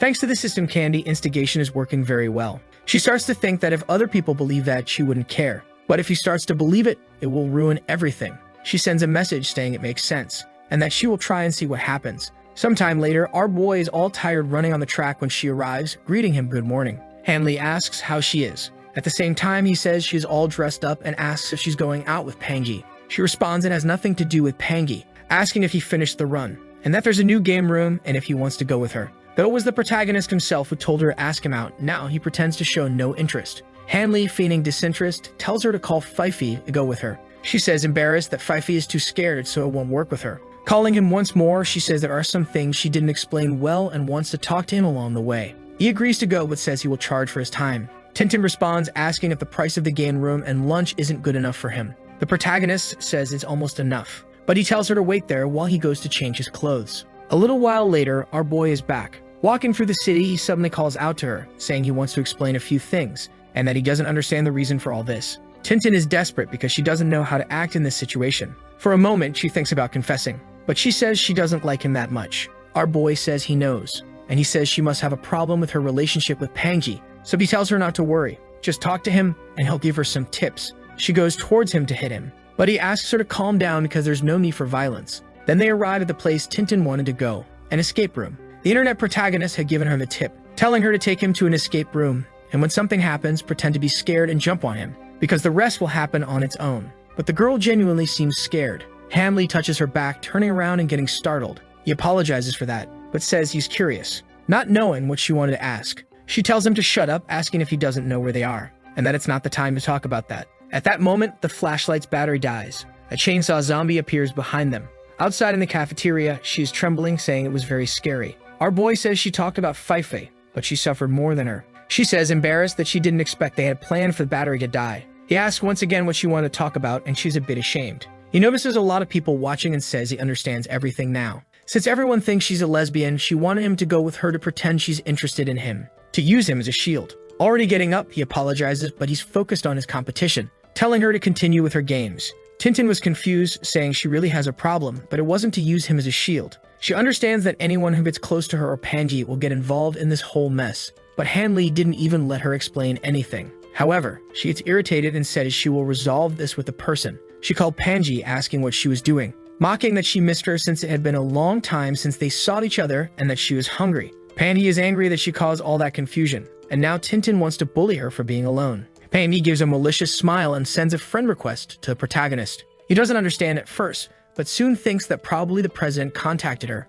and apparently she wants to involve him in all this to annoy Tintin. Panji says she got his contact from a friend, and says she has a reservation at a Japanese restaurant, but her friend can't go and invites him to go with her, saying he was the first person who came to her mind. The protagonist says that's fine, he has some free time for her. The girl thinks she's only seen him twice, but it's clear that the president likes him. If she messes with Hanley, it won't be a problem to deal with that lunatic president. However, he apologizes and says today won't work, because he already went to the escape game with a friend today and he will be busy until the evening, so this meeting won't happen. Hearing this, she's incredulous that he rejected her, because usually people cancel everything to talk to her. She responds that's fine and they can arrange for another day. But the girl realizes when she remembers that he said he went to an escape room with another girl. Assuming it was the president, she thinks she must be using him as a shield. But why? To divert people's attention? Saying he must know very well why he added her. Meanwhile, the president is calling her to go out. She responds that she's lazy and doesn't want to go, but thinks that this president really liked the escape room, because she said she would call Panji to go there too. With a malicious face, she plans something. Back in his room, the protagonist receives payment from the publisher and invests the points in writing experience. He was all engrossed thinking about the book, when Panji sends a message asking about him. Suddenly, we're teleported to the restaurant, and apparently the girl convinced the boy, and even asked if they were going to get drunk today. She says they have to make the most of this time, because it's not every day that our boy is available. She had to keep asking from October until the beginning of November just to get him to show up. Our boy feels a bit embarrassed, saying he was very busy. In reality, he didn't want to get involved because he had already refused twice, so refusing a third time would make her not want to be friends with him anymore. Panji asks if it's because of that competition he's preparing for. He replies that it's exactly that and that things have been very hectic. She asks him to let it go so it doesn't spoil the mood, asking him what he thinks of the restaurant. Something that looks like dirty water arrives, but in theory, it's an alcoholic drink. The protagonist says that with her presence, this place is radiant. She says she understands why the girls keep surrounding him, because he always talks in an interesting way. Our boy feels embarrassed, thinking that this girl's on a higher level compared to the others, and that he can't play games with her. The topics, the tone of voice, the expressions she makes. Not even with his level 3 psychology skill is it enough. Our boy got lucky that the waiter arrived just in time with the crabs all tied up. He notices that the food is very well prepared. However, when our boy is about to eat, she tells him to wait so she can take a photo. For a moment, he thought it didn't make sense for her to take a photo since she's so rich and it's common for her. Understanding the situation, he supposes there's another intention behind this photo. Pangi posts the photo and he says he doesn't use social media much. wondering if she tagged him in the post. In the description, it's written that she is at the Ownball restaurant with a classmate. In the photo, it's not just the food. It's him and 4KHER. He knew he was called here to mess with the poor president's life, but he fell right into the trap. She picks up a little ball with chopsticks and tells him to wait. Right at that moment, a voice appears calling her little Nana and asking if she's here dining with friends. Supposedly, the voice is her father's, and along with him is her uncle and a security guard. The old man says that his friends were there because they wanted to drink dirty water and eat a tied-up crab. Panji says that her mother will be mad if she finds out he's going out to drink. He changes the subject and asks her to introduce him to her classmate. Our boy raises his hand, greeting Panji's father. He introduces himself as Han Lee from the university. Her father approaches, asking if the protagonist is a friend from school, because it's the first time he's seen Panji going out to eat with a man. Hearing this, our boy feels embarrassed. The old man suddenly tells the protagonist that he supports him 100% in becoming friends with her, and that if their personalities match, the two can advance the relationship. Hearing this, Panji pushes him away, telling him to leave. With a smile on his face, her father waves goodbye to the protagonist, who reciprocates the gesture. He asks if they will continue eating. She sits down, responding, "What else would we do?" Our boy is wondering why her father was so excited. Changing the subject, Hanley asks what her father does for work. Panji didn't like that he called him dad, but the protagonist responds that he was joking. She says that if he goes up there and calls the old man dad, she will tell Hanley whatever he wants.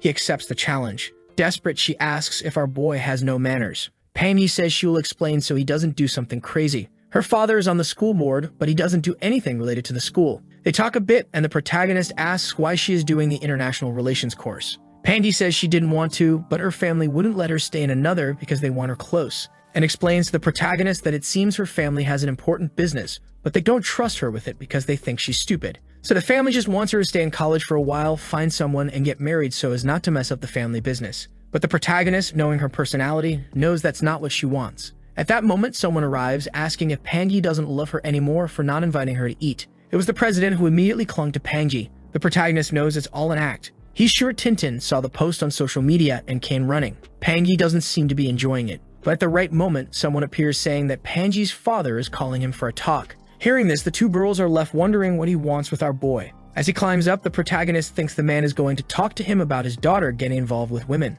However, he says he doesn't know where the conversation will go. At the door before entering, he hears Panji's father saying he thinks his daughter is smart, but passing the whole company to her will be difficult. But if she could find a responsible husband, maybe together they could take over the company. Our boy freezes, wondering if the father is planning to pass the whole company to the son-in-law. Maliciously, he says it's a very rare opportunity, and it would be foolish not to take advantage of it. Sometime later, our boy appears opening the door, calling Mr. Pan uncle. Seeing the alcohol in the protagonist's hand, the uncle is surprised. Hanley says he didn't want to show up empty-handed and also wanted to thank him for his hospitality. The protagonist says he will serve, since he knows etiquette very well because his family was strict when he was young. The protagonist served wine perfectly, from the height and to the people in the right order. The man thinks the boy has incredible etiquette. He must have a very special family behind him. The father asks if the protagonist is from here because of his accent. He says no, he's from Dream City, but he just arrived in the capital and decided to live on campus to adjust. The uncle reveals he didn't call him for anything specific,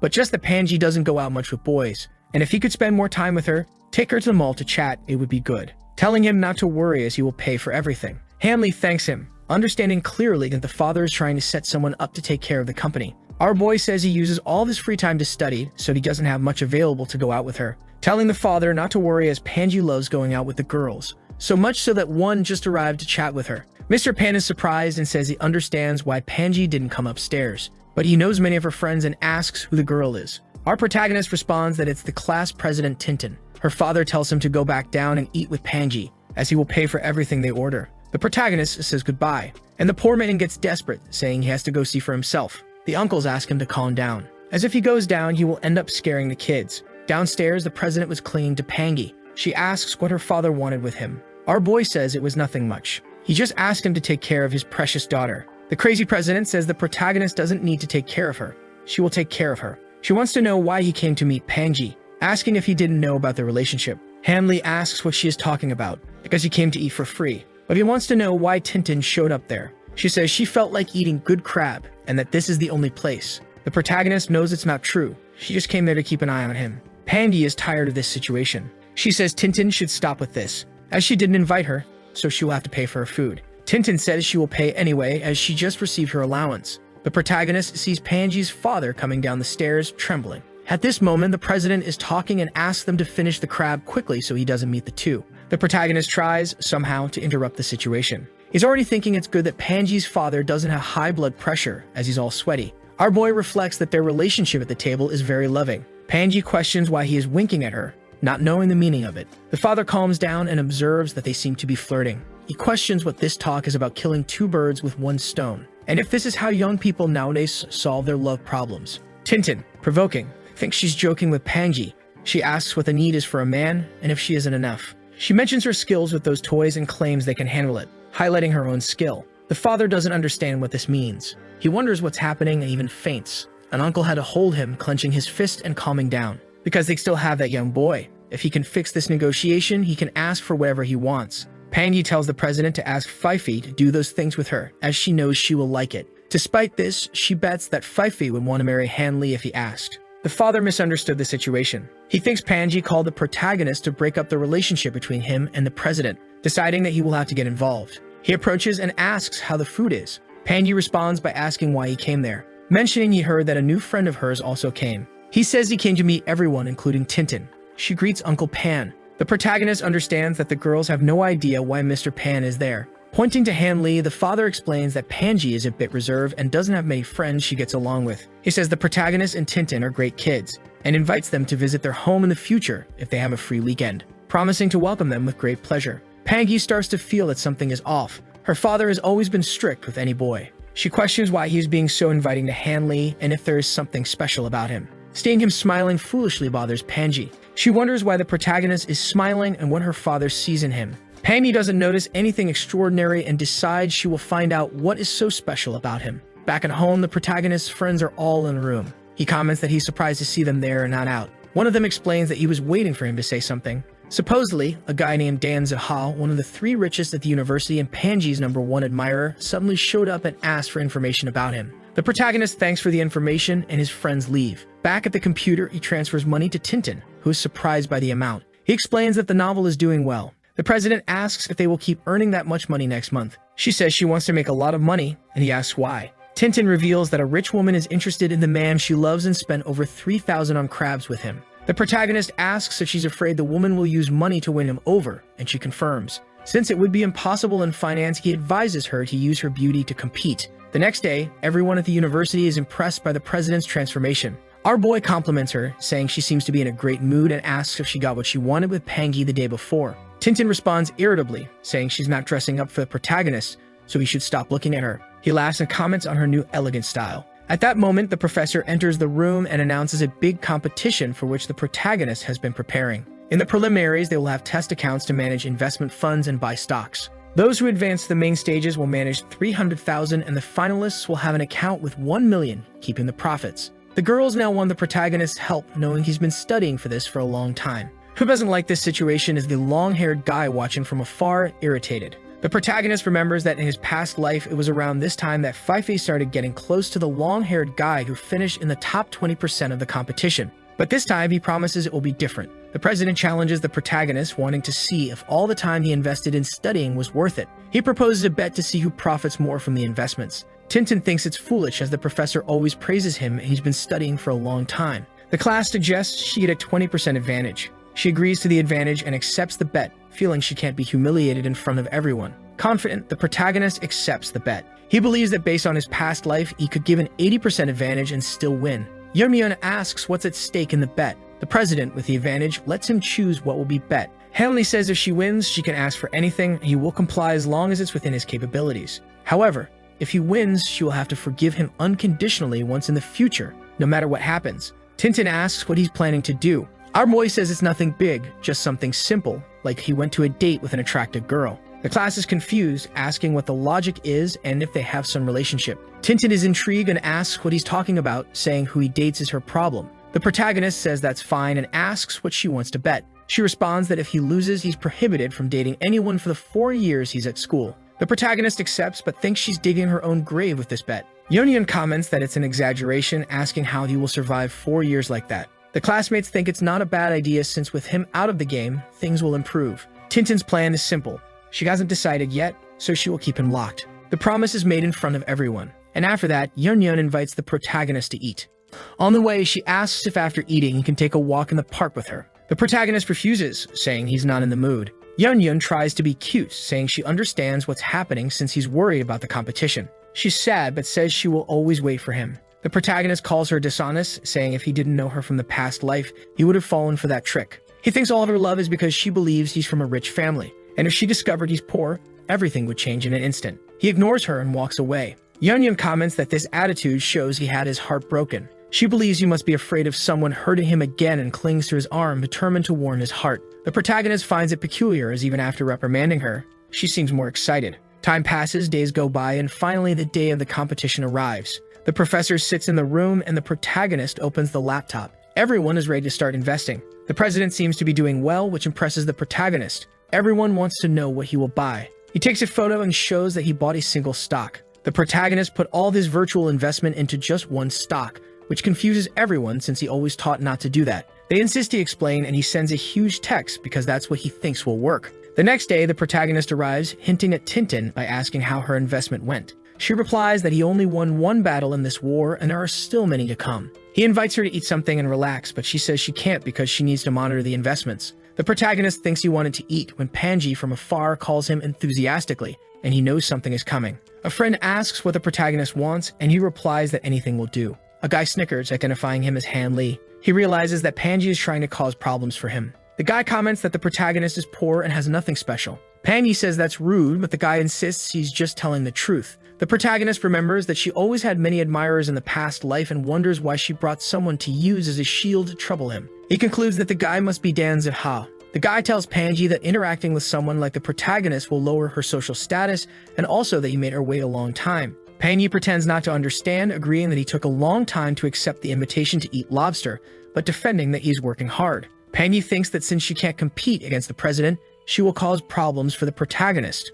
remembering that he joked with her and even ate for free. She also doesn't understand why her father keeps telling her to talk to him. The protagonist pats her head while apologizing, which embarrasses her. He says not to wait for him next time and to listen to him. Panji is confused by his audacity, but she can't scold him because she was the one who invited him. She thinks that if she doesn't do anything, she will become a joke and he will try to use this to his advantage in the future. She decides to use her most powerful card, the silent accusatory stare technique, believing that by staring at the protagonist for 10 seconds, he will apologize. However, the protagonist thinks she is ridiculous, not understanding why it's not working. Panji wonders why the technique that always worked since childhood is not having any effect now. On the other side of the table, the jealous guy got angry. He was irritated with the protagonist for putting his hand on Panji. The guy thought that she hated being touched and wondered what kind of relationship they had. Panji adjusted her hair and commented that he shouldn't touch her head like that as it messed up her hairstyle. Zhao thought that messing up her hairstyle should be a reason for a much bigger scolding. He then greeted the protagonist, who stared back and suggested they should go out for a drink one of these days.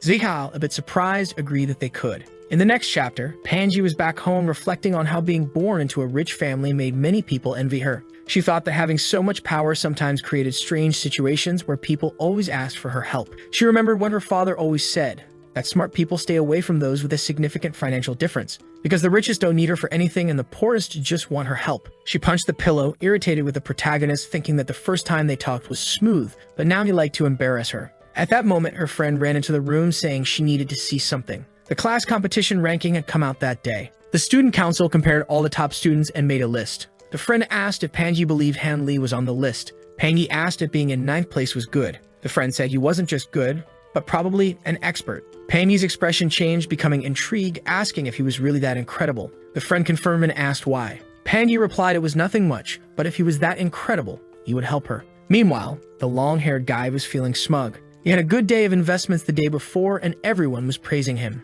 Fife again announced that everyone should look at the forum because the national general ranking was being updated. The tired protagonist entered the room but noticed everyone was staring at him. An announcement was made for the entire school, informing that Han Lee from the finance department was ranked 7th in the nation. All the teachers and staff congratulated him. Feeling uncomfortable, he said he had forgotten that the rankings updated like that, but it was only the 3rd day, so it wasn't time for congratulations yet. The class surrounded him, and Union commented that the president would lose the bet. The protagonist said he thought not because he had looked at the stock the president bought and knew it would rise again. However, she arrived and revealed that she had sold it in the morning. Hearing this, the protagonist was surprised and asked what she was talking about. She revealed that she sold her stocks before yesterday and what the same ones he did. She didn't make as much as he did, but she got great profit. The protagonist thought she was cunning, realizing she just copied his stocks. Later, he was walking when the president approached, clinging to him. Our boy asked what she wanted and if she was trying to copy everything from him again. She replied that now that he set the standard for the class, an imitation wouldn't hurt. They saw a poster with the same message as the announcement but written.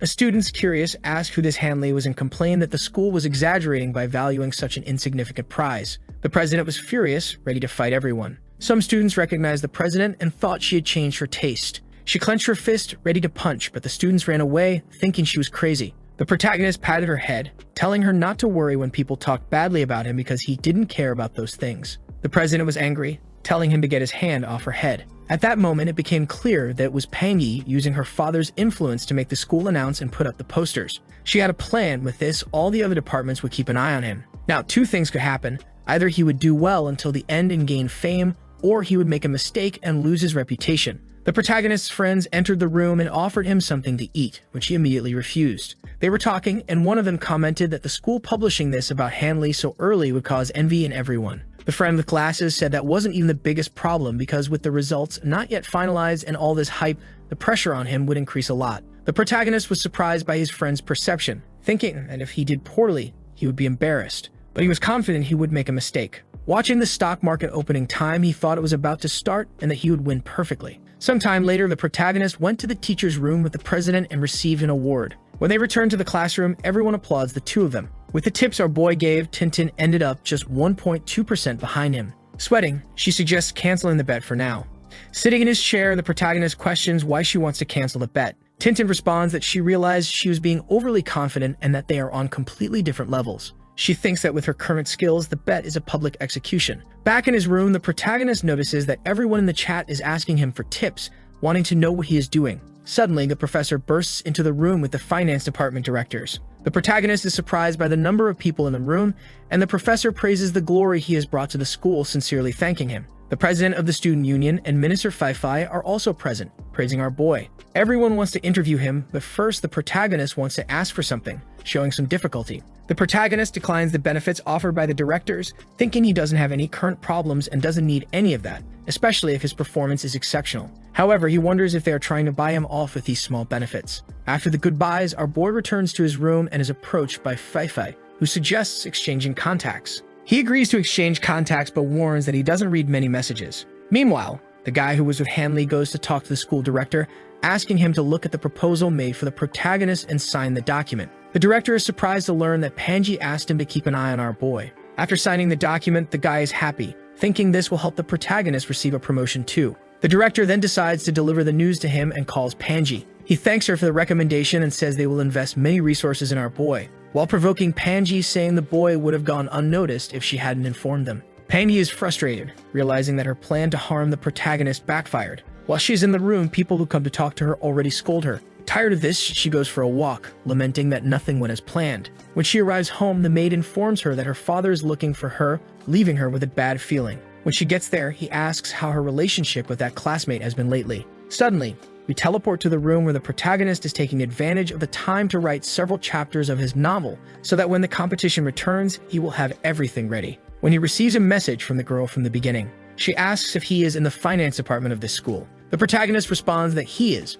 but wants to know why she's asking. He thinks it's been a long time since they contacted each other, because with different routines, sometimes it's inevitable. That's why long-distance relationships don't last long. The girl wants to know who is the person from the finance department number 1358. Our boy asks if she participated in this competition too. She says her friends participated just for fun but ended up being defeated early on. However, her friend mentioned that a prodigy appeared in that school and she wanted to know who it was. The protagonist says she only remembered him because of someone in his class and that she really has no heart. The girl responds that it's his fault for always being busy. She comments that her best friend's brother lives in his area and she's going to visit him with her friend this weekend. The girl asks if they can meet. In his thoughts, the protagonist says he misses her. However, he is a bit worried, since he has changed a lot since the last time she saw him. But although it's hard to explain, he'll find a way, thinking that if she didn't come, it would be better, but there's nowhere to run. He will just make the most of it to have fun. Back at Pangi's house, her father calls her. She turns and says she is very tired today and asks if they can talk about it tomorrow. The father says yes, and they will talk later, but that's when her mother arrives. The mother asks if she is tired, and if it's too much stress or if she is thinking about someone. The mother says it's bad to keep things inside and asks her to speak up because she would give her advice. Pangi responds that it's nothing much, but she already starts to wonder why the two of them showed up out of nowhere. She says they both commented about her friend and asks what happened. The father explains that he has been trading on the stock market lately, but is losing money. The girl says she heard that there are only pennies left in his stock account and asks why. She starts thinking about investments and Han Li. Mr. Pan says he lost everything and got scolded a lot by her mother. But Uncle Zhang said that a student at her school did very well in the competition and that he is even an acquaintance of hers. The father asks if she could invite him to come and teach a thing or two. The mother says her head hurts when she looks at her father's investments and that she needs to help. And that if our boy is so good, they might even let him manage the account. Pangi looks shocked. The mother tells her not to be scared, they will take care of him. The girl starts to think that something is wrong and wonders if they think she is with Han Li. She stands up and says it's impossible. The mother asks why, and Pangi responds that our boy is still very young and that it's impossible for him to be that skilled. Besides, it would be improper for her to invite a boy to eat at her house. The mother suggests he might accept and asks why she doesn't ask, also suggesting that she invite a classmate to come with him. The mother decides and asks if he is free tomorrow night, because they will prepare a dinner for everyone. Seeing that there's no way out, Pangi agrees. The father and mother continue talking in the living room, wanting her to get along very well with the protagonist and maybe needing to give a little push. The next day, the protagonist wakes up at 8 in the morning exhausted and already has a message from Pangi. She says that her father heard about him winning the competition and wants to invite him to help with investments, and that it will be tomorrow at 6 in the evening. The protagonist notices that her tone seems angry and that this was very sudden, suggesting it was the old man's idea. He sends a message saying he understood. Pangi says he didn't understand anything. She says she will invite the president too and suggests they arrange a time to meet. The protagonist is surprised that she invited Tintin and realizes something is up. At that moment, he receives a message from a girl saying they are arriving in the city and asking if he wants to eat something together. She mentions that the genius who won the competition is her friend, confirming that she is very close to him. Her friend says that her brother is arriving. The girl says the protagonist is also arriving. Our boy appears and the girl hears a familiar voice, and when she turns around, she observes how he looks. She comments that it looks like he swapped his head. The protagonist says he just changed his haircut. She gets excited and mentions that she said he was ugly. But it seems that back then he was swollen from the injuries and she didn't see properly. Her friend next to her comments that he is the genius. She introduces herself as Jin Shang, best friend and roommate. Our boy feels a bit embarrassed when someone arrives calling her sister Yang Fei and saying they made her wait a long time. The voice was from the protagonist's classmate. The classmate was in denial, asking why brother Li was there holding his sister's hand. She looked and told him to come closer, then introduced Han Li to her brother Jing Yu. The protagonist thought it was a coincidence. The sister asked why the two were looking at each other like that. The friend suggested that everyone should interrupt suddenly, commenting that they were hungry and should eat something before introducing themselves. The sister handed the bags to the protagonist, saying she trusted him, but Jing didn't like that. He already imagined a dark marriage, saying she would marry a lunatic, and he didn't agree with that. Jing yelled at the protagonist, asking what he wanted with his sister, calling him brother-in-law, and after that, everyone started laughing at him. The protagonist didn't understand anything. The sister smacked her brother on the head. Then the siblings went to get food, while the protagonist and the girl went to find a table. On the way, she tripped and fell into his lap. At that moment, Yun saw the two and had the feeling she saw his true girlfriend. She approached and asked who his friend was, commenting that she looked different because she had never seen her before. The protagonist replied that she was a schoolmate. She deduced that the girl must be someone he dated back in school. She commented that the girl was pretty and questioned why the protagonist hadn't introduced someone like that before. The protagonist didn't like this conversation much, and Yun noticed the situation. She might not have such a good body, but the aura she carried was perfect for a first love. Yun asked why he didn't introduce her. Our boy was about to say something, but she had already introduced herself. She said she was Yun, a classmate of his and a good friend. Asking the girl's name, she said she was Shen Yang and commented that Han Li was quite popular there, because she was afraid he wouldn't adapt. Manipulative Yun exposed the protagonist, saying he was doing very well, being the best friend to all the girls in the class, and that even the president liked him a lot. Shen asked if it was true and commented that her father also said so, giving him a pinch. Shen Yang aggressively commented, asking if she liked him too and if she had made any progress. The girl thought she shouldn't get upset with our boy's relationships since they had nothing together, but she got annoyed because she had known him longer and had an incredible history with him. Seeing the protagonist and Yun's reaction, she realized their relationship wasn't very advanced. At that moment, her friend appeared, and Shen pulled her by the arm, commenting that she couldn't help with Han Li because her friend already liked him. The friend asked why she was suddenly pulled and what was happening. Shen asked her to participate in the act and said she would pay her back later. Yun asked why another person was involved and what was going on. She looked at the protagonist, who had a strange expression, wondering what that face was. At that moment, the president arrived too. She asked the protagonist if they were going out together at night and suggested he take a shower. Tintin commented that he said he had friends coming to see him and apparently it was those two. Introducing herself as Han Li's class president, the protagonist wondered if he should play dead. On one side, the president and the friend with whom he wrote the book together. And as much as it seemed like he had an advantage in this situation, he should stay quiet and not make things worse. On the other side, his dream, his childhood crush, and someone he never thought he would have a chance with in life. The good part was that none of them were his real girlfriend, so in theory, there shouldn't be a problem. The bad part was that no matter whom he helped in this situation, he would complicate things with the other. The president asked if she was a schoolmate and if Shenyang was a legendary ex-girlfriend of that boy. Shenyang, with 200 IQ, realized she didn't know what the protagonist had told them, but she knew he didn't have an ex-girlfriend, thinking that maybe they were trying to guess things. She said that the two were thinking too much, that Hanley didn't have an ex-girlfriend but just a crush. Yumyun and Tintin were surprised, thinking it was impossible. They asked what she meant by that, and if she was the crush.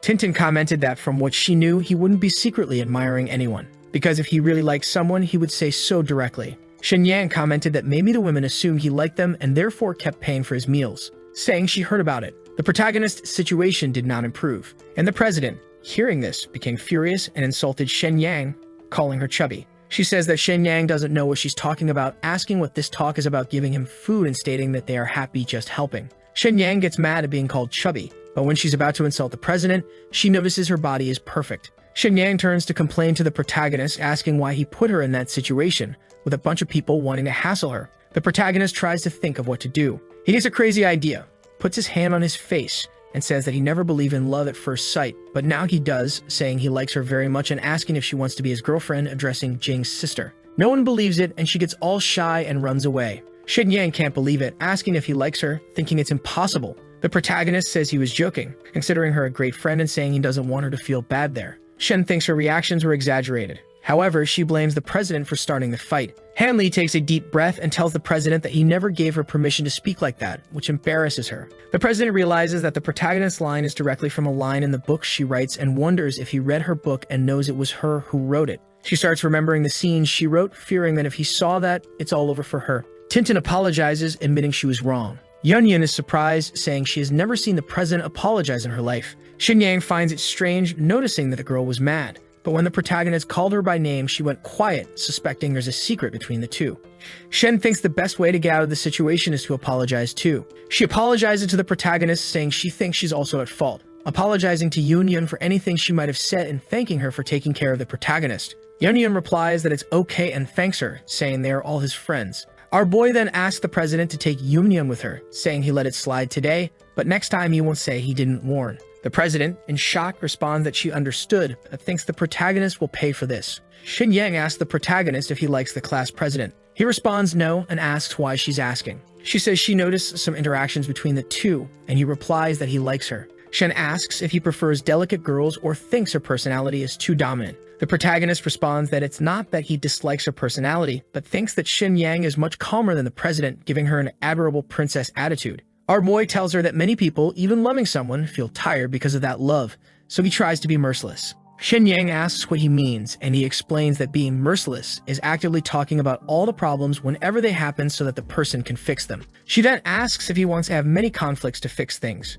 The protagonist asks for calm and says he doesn't want it to be sudden. Shen says that when she saw him on the train, she felt he was her type. She was going to wait a little longer, but he is getting more and more surrounded by amazing girls, so she can't hesitate anymore. Shenyang responds that they can try to improve together without knowing if it will work out or not, and then get married, have kids, buy a house, move to another city, and live together, saying it's simple. The protagonist asks what if things go wrong or if they are not compatible. She responds that it would be just a small mistake, and that loving the wrong person is still love. But if you never love, you will never know who the right person is. The protagonist thinks this is the Shenyang who captivated him, intelligent, brave, and sincere, and who wouldn't like someone like that. He would like to grow old with her, but he apologizes because he needs to think about it. Nervous, he thinks that deep down he is not a very good person. In 30 years of life, he has seen many tragedies and has many ambitions in his heart. He tells her that to be honest, she is the goddess of his heart, but he is not ready yet. She, with closed pupils, thinks she has been rejected. The president sends several messages to the protagonist, wanting to know if he found out and asking him to stop pretending. The protagonist says he found out and he looked at her package and the little letter that came with it gave everything away. She goes crazy, thinking she should have torn it up completely. He sends a message saying his friend left and that he is planning to buy some things, asking if she wants to go with him. They're getting ready to go to Pangy's house and the president comments that they will only bring some fruits. The protagonist responds that they are poor students, asking what else she wants to bring, saying to just get the fruits and be done with it. The president says she thinks that's enough and asks why he is staring at her. He replies that he's waiting for her to pay. She retorts that he chose the fruits and should make her pay while turning away. Tintin complains that the protagonist bullied her today, even making her embarrassed, and asks why she has to pay. She says she doesn't mind sometimes paying for his meal, but this time you will have to pay. The protagonist reluctantly agrees. The president looks into the protagonist's wallet and sees that he has quite a bit of money, asking why he keeps asking the girls to pay every day. He explains that this money is to survive until winter, and if it runs out, he's screwed, mentioning that with how much her novel is being viewed, she must be making good money. The protagonist receives some chewing gum to keep his breath fresh, but warns that it might make his mouth sticky. However, they have some peculiar benefits like bioelectricity, happiness, and sweetness. Tintin tries to play it down and says she didn't write the book, just helped a bit, mentioning that it's a different story not only about abusive relationships but also combining some Korean dramas. She admits that when she read it, she paid attention to the most exciting parts, feeling embarrassed and not knowing what to say. To break the ice, she asks what type of girl our boy likes. He replies that he declared his feelings to her friend today and likes that type of girl. The president, incredulous, says no one believes that. The protagonist asks why she's asking if she won't believe it. The president asks what he thinks of Panji. Hanley responds that he thinks she's very good, and Tintin questions if he likes her. He confirms, saying she has the classic beauty of a rich girl, and who wouldn't like a girl like that, questioning the reason for the question. She suggests that he likes Panji just because she's pretty and rich. Tintin wants the protagonist to give indirect compliments to her, but questioning that he imagines she likes women, says she actually likes men. The protagonist says if she thinks all those jokes with Fifi were just to get ideas for the book, what does she think about renting a room tomorrow to broaden their horizons a little? The president, embarrassed, says if he wants to practice, she will be the queen and he will be the servant. Our boy says he will be the dominator. She, surprised, asks if he is belittling her. Tintin says he may be good at fighting, but this is different, requiring psychological skills. The protagonist comments that she is fierce, and she wonders what she is doing. The driver announces that they have arrived, and Han Lee, remembering that he paid for the fruits, says now it's her turn to pay for the taxi. As they get out of the car, she sees Panji in her elite outfit at the billionaire house. Tintin comments that she has only seen a house like this in movies, finding it amazing. Panji responds that it's not that amazing, and asks the protagonist to let her know if anything is missing because she doesn't want to leave anyone unhappy. They enter the house and put on slippers. Han Lee, seeing the piano, comments that he would like to hear Panji play a serenade. She replies that he's dreaming and doesn't deserve that. At that moment, Panji's mother appears, scolding her daughter for talking like that to her friends. The mother greets the protagonist, and the president hides behind Panji. Seeing Tintin, the mother asks if she is who she thinks, saying that her daughter talks a lot about her and that they seem inseparable. The protagonist interrupts, introduces himself, and says he brought fruits, asking where the kitchen is. The woman accepts the gift this time but warns not to bring more or she will have to return the favor. With a peculiar smile, she comments that Han Lee is generous and sensitive, which is very good. In the kitchen, they arrange the fruits while chatting. The protagonist talks about his city, and the mother notices that he is well-mannered and has etiquette, even though he's not a millionaire. However, for her it doesn't matter, as her family has enough money to sustain him for several lifetimes. All she wants is for him to set her daughter straight. Her father appears, all happy that the protagonist has arrived, calling him Professor. The father asks the boy to come quickly for some tea. The mother and daughter are embarrassed and wonder why he was called a professor. The mother then calls everyone to dinner, and it seems the crabs are tied up again. Our boy observes, thinking it's the first time he's been to dinner at someone of the opposite sex's house, and that the atmosphere is not very pleasant. Pangi asks the president where her boldness and joy are, noticing that now she's all shy. She says the situation is different, that her father and mother keep staring and she doesn't know why. The father suggests the kids eat and talk about something else. While talking, the father says that's the prisoner his daughter likes the most and asks her to eat it. Pangi puts it on the president's plate and tells her to eat it, saying it's delicious. The father gets irritated and says the crab is for his daughter, not the president. Hidden pours grape juice into a glass and asks the protagonist if he wants a drink, accepts. The mother tells her daughter that if she wants to stop drinking Coke and enjoy some wine with her mother, now is the time. Pangi is angry, thinking the Coke was for the guests and not for her. The president asks Pangi if she likes Coke and suggests they enjoy it while the others are drinking. Hanley comments that he's never seen the president drink and wonders if her tolerance is good, worried that she might get drunk on wine as he would have to carry her back. Tintin, already tipsy, tells Pangi to drink too, as she's already drunk. The protagonist, looking at the two, thinks it seems they finished a bottle, but it was just a glass. The president's mother is also getting a bit drunk. Seeing the two hugging, she says it's great to see them like this, as she also had a best friend, but they stopped talking because of a guy and lost contact. The president bangs on the table, saying it's hard to find a good man as many men are trash and hit on all women. Pangi agrees, saying these men have no humanity. The two start hinting at the protagonist. The president says he's a bastard who happily uses her money but grimaces when it's time to use his own. Pangi calls the protagonist a fool, saying he uses her utensils without permission, getting angrier as she speaks. Tintin suggests it's best not to make her angrier, as when the time comes, she will pull out a whip and some candles. And Panji agrees, saying not to forget the dog collar too. The president's mother is incredulous, not understanding their conversations. The father seems calmer, realizing that maybe they're so angry because both were hurt in love. However, he wants to know when his daughter was hurt in love. He turns to Hanley and says not to give up, as people's perceptions can change. Inviting him to drink more, he says he needs to ask the professor some questions. The protagonist asks him not to call him professor, saying he's not that good. The father responds that it's been a long time since he's seen someone as good as the protagonist. The protagonist asks the father to drink less as he's already getting crazy. The father then cries in Hanley's arms, saying it would be great if he could be his son-in-law. He thinks this is what they call being direct when drunk, as the father isn't even trying to hide it. The father asks the protagonist what's wrong with his daughter, if she's not good enough for him. He replies that he was going to say she's incredible, but the father interrupts, saying that as long as he's interested in his daughter, nothing else matters because he will give all the support possible. The protagonist says the girl he likes is the president and already takes her back home. Back home, the president talks a lot of nonsense and asks for another bottle of wine. She pushes the protagonist, calling him a dog, and he says she's crazy and to stop running because she might fall, saying for him not to worry if she can still jump and run. Hugging a post, she ends up falling into the boy's lap. He realizes it's night and thinks they will have to rent a room because it's too late to go back to the dormitory.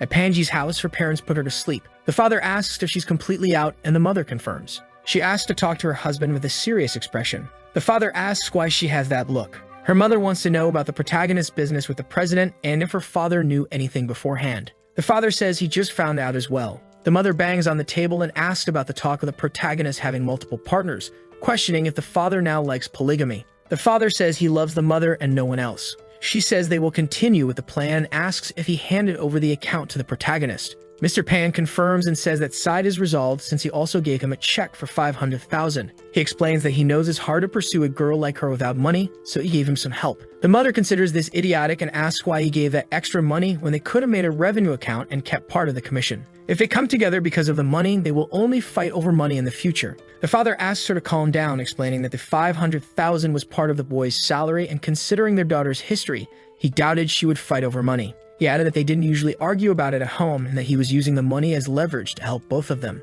The mother found it interesting, remembering that before, the father didn't want to approve of Xiao Sai. The father explained that he thought Xiao Sai was very strange, a crazy kid, incapable of taking care of their daughter. Meanwhile, at the hotel, the protagonist analyzed the check he had received. He reflected that with that money, he would have 30% of the profits, while the rest would go to the other investor. And if he managed to recover the lost amount from the investment, he could keep 50% of the profits from then on. Looking at the check, he thought that being rich must be nice, remembering that Mr. Pan had $10 million to invest. At that moment, the president woke up, confused about where she was and if she was dreaming. Noticing the protagonist nearby, she complained and approached him. He said that the dormitories had already closed, so they had to rest there. Without realizing, she's trying to find the so-called balance. Our boy tried to calm her down, asking her not to get too close. She got mad, accusing him of being a hypocrite, thinking she was in her dreams, while calling him a fake knight and that she hated him. Even so, she admitted knowing that he wasn't a good person. Approaching to kiss him, having drunk so much wine, she then vomited on the protagonist. He promised never to let her drink that much again,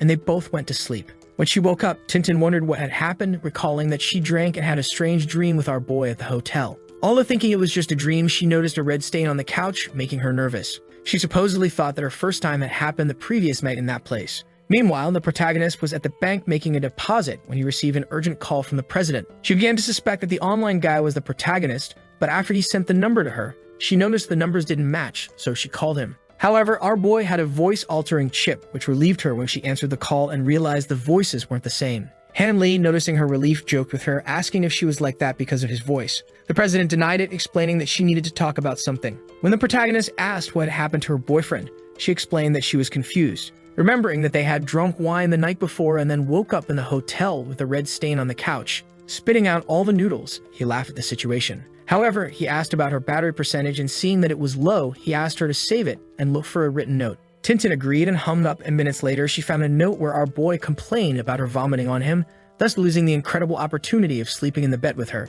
She was surprised to learn it was just wine. Back at the school dorm, Yunyun asked if the president had slept out the night before. She explained that she had slept alone outside, but Yunyun found it strange, remembering that she had left with the protagonist to go to Pangy's house. Meanwhile, the protagonist was at the bank making a deposit when he received a message from Yunyun, questioning if he had declared his feelings for a girl and taken Tintin to a motel the night before. The protagonist tried to deny it, but suspected that the president had said something foolish. She then sent him a message complaining that he hadn't charged his phone yet. He explained that he had only charged it to 50% to save money, and she was confused, asking why he needed money. Hanley said it was to do some shopping, but she questioned what he needed to buy. He explained that he needed to buy some tools he had read about in a work, but she called him a pervert. He tried to explain, but the message was blocked by the girl. Our boy says it's alright and asks to see if she leaves a like on this video. Do you remember that last chapter ended when our dear Hanlai had his phone blocked by Ting Ting? Out of revenge, he did the same thing, blocked her and even deleted her contact. Since she wanted to play this game, he was going to do the same. He walked away thinking that everyone wants power. Yun Yun stole his money, and Fei Fei always ignored him. However, for some reason, he was much angrier at Ting Ting. Yun Yun tried to deceive him by pretending to be a good person, while Fei Fei just ignored him and didn't do anything excessive. But Ting Ting saw that he was weak and essentially bullied him. Even after the incident, she showed no remorse. It was as if she thought he was trash that deserved to suffer like that. At least Yun Yun, in a way, saw some value in him. But for Chuking, he was nothing but a negative presence. He understood that she didn't have Panji's family background or Yanfei's intelligence. Matt Hurley put her down, calling her dumb and poor. That's why she believes she can only get ahead in life by stepping on others. Walking into the store, he concluded his thought, thinking that people who like to step on others must learn that one day they'll also be stepped on. He walked in and told the clerk he wanted to learn about the course. Apparently, the boy was going to take some fitness classes to bulk up for real this time. The trading he had been doing with the system didn't seem to be enough. His base attributes were very different from the system's secondary ones. He enrolled and told himself he needed a challenging workout. Now that he was getting closer to Panji, he had to be as attractive as possible to catch the rich girl's attention. Well, everyone uses the tools they have to win in life, right? If he had the opportunity, he would make the most of it. The scene then shifts to the teacher's office. The chubby guy told him all the preparations for the live competition had been made. They were talking about that trading and finance competition that was coming up. The teacher mentioned the bonus he would receive and said he could ask for help if needed, and Hanlai thanked him. Leaving the room, he mentioned that guy gave him 5,000 while the school only provided 2,000. Back in his dorm room, his friends found out he had gotten some money and asked if he was going to treat everyone to a meal. I thought Hanlai would refuse, but apparently today was the night of generosity. Yun Yun said she was excited to eat him out of house and home, and Fei Fei joked she needed a new pair of earrings. That's when he remembered he still hadn't unblocked Ting Ting. As soon as he removed her from the blacklist, she messaged him saying he was lucky to unblock her before getting beaten up. She asked what was up with him inviting Yun Yun, and he replied that she was also invited. But Ting Ting was angry and didn't want to hang out with all those people. So she responded that she wasn't interested and even sent him a middle finger emoji. Hanlai commented that she was very mad and that his friends loved reading the web novel, and there was one with a certain someone he was dying to recommend. Instantly, she changed her mind and said she would come, even putting on her best outfit. At that moment, Yun Yun showed up in the room and asked if Ting Ting was going too, to which she replied yes. That friend with the sunglasses then asked Hanlai if he could invite his sister, Yanfei. But he was worried his sister might end up dating Hanlai because of it. Right then, the protagonist said maybe and asked for the sister's contact, shocking the guy. The scene then shifts to the city. Honestly, these girls, all dressed up, seemed much more restrained than at school. Fei Fei was in a sweatshirt and a long skirt. Man, I'd never seen her look so decent. They apologized for being late, and Hanlai said it was fine. He complimented Ting Ting's stockings, saying they made her legs look really long. I think it's some sort of Chinese-style compliment, because she blushed looking all shy. She complimented the rest of the group and started introducing the dorm friends. The one with the short hair was Xiaodong Bai. I think it's the first time I've heard his name. While climbing the stairs, the guy with sunglasses wondered if Hanlai might already have something going on with his sister. He decided to take a picture, saying he had to warn her about it. Man, what a backstabber friend out of nowhere. But then again, it's his sister, right?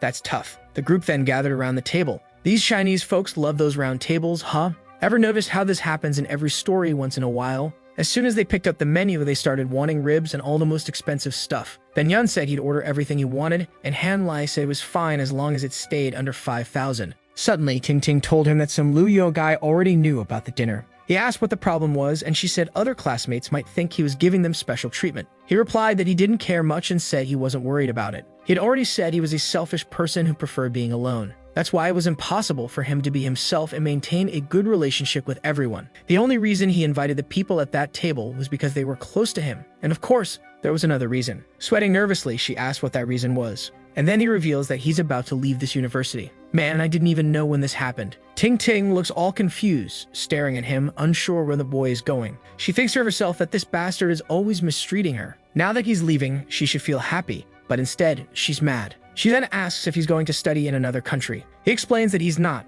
he's just taking the transfer exam to the main campus of this university. Ting Ting asks if he's doing this because of Yanfi or her friend. Meanwhile, Han Lai notices that the girl is nearly gripping her shorts, looking so sad. She comments that both girls seem nice and he must have developed feelings for one of them. Han Lai tells her to stop doubting him because of course he developed feelings for both. She yells at him to stop joking and making things up. He then reveals he's not joking. She can believe or not, but the truth is that he neither liked nor disliked anyone. She interprets this as him being just a playboy wanting all the girls. But suddenly, her expression changes as if she realizes something. Apparently, she remembers that Fudan University doesn't accept mid-year transfers. She gets angry and asks if he's playing tricks while the girls at the table are watching him. It seems like the boy was lying the whole time. "Oh boy, you think I have all the time in the world for your jokes and tricks, kid. Get on with the story already. Even I feel like punching this kid right now." At this point, Yu tells Ting Ting to calm down because girls should be gentle and understanding. Fei Fei, however, says it's Han Lai's fault and tells him to annoy Yu since she's pitying Ting Ting. The two glare at each other for a second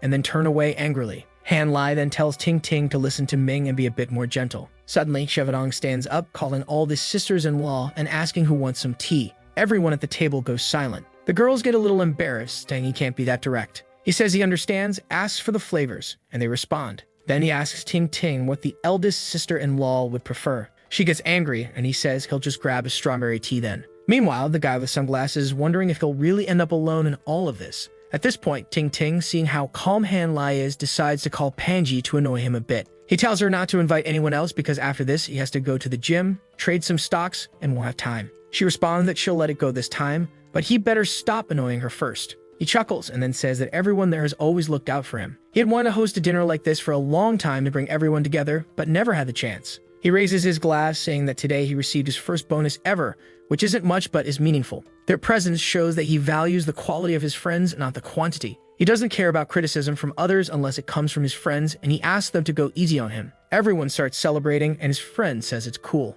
Meanwhile, Ting Ting wonders why this bastard is suddenly being so nice. Out of the blue, he stands up and tells the class monitor not to be so angry. He takes her hand and tells her to be more loving because she'll love everything that's served. She's a little confused, not knowing why he suddenly grabbed her hand like that. Then she receives a call from Pangi. As soon as she answers, Panji asks why she called and Ting Ting says it was by accident. Panji then questions what she's doing and she responds that she's in her room reading. However, Xiaodong is standing right in front of her. He looks a little scared and she tells him to repeat who's at this so-called dinner. The next scene shows him returning to the room with a woman making soup. Lindy excitedly goes to celebrate her arrival, but that's when his expression changes. Someone with red painted nails asks what kind of celebration this is and why everyone looks so shocked. Obviously, it's Panji wanting to know if her presence there isn't welcome. Everyone is startled and Kin Kin asks what she's doing there. Panji just responds with that excuse about reading in her room. Kin Kin gets a little embarrassed, saying there's an explanation. Chevedong brings the bags and tries to explain. He says that when he went to get the tea, he ran into Pangi and ended up mentioning that they were drinking. She asked why a bunch of guys wanted strawberry tea and he accidentally let it slip that the girls were there. Han Lai puts a hand on his shoulder and says it's inevitable for someone with an intelligence deficit like his.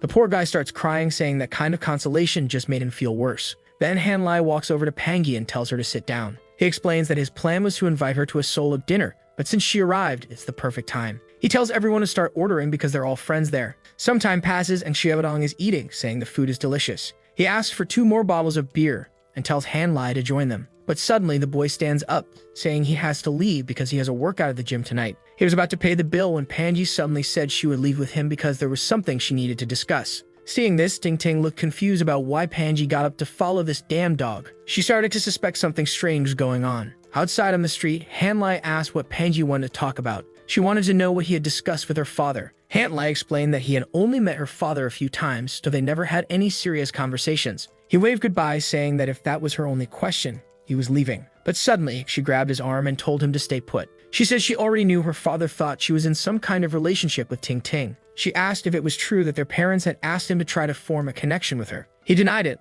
all the while wondering how this damn girl had figured something like that out. He said her father's misunderstanding involved only father and daughter and had nothing to do with him. She complained, telling him to stop making things up and coming up with false arguments. Since the crab dinner and that misunderstanding, her father had been unusually kind to him, even though he was always strict with boys. Not to mention that the day he visited her house, things had been strange too. Han Lai asked what any of that had to do with him. If her father wanted to use him to sabotage her relationship with Ting Ting, in the end he was just being used.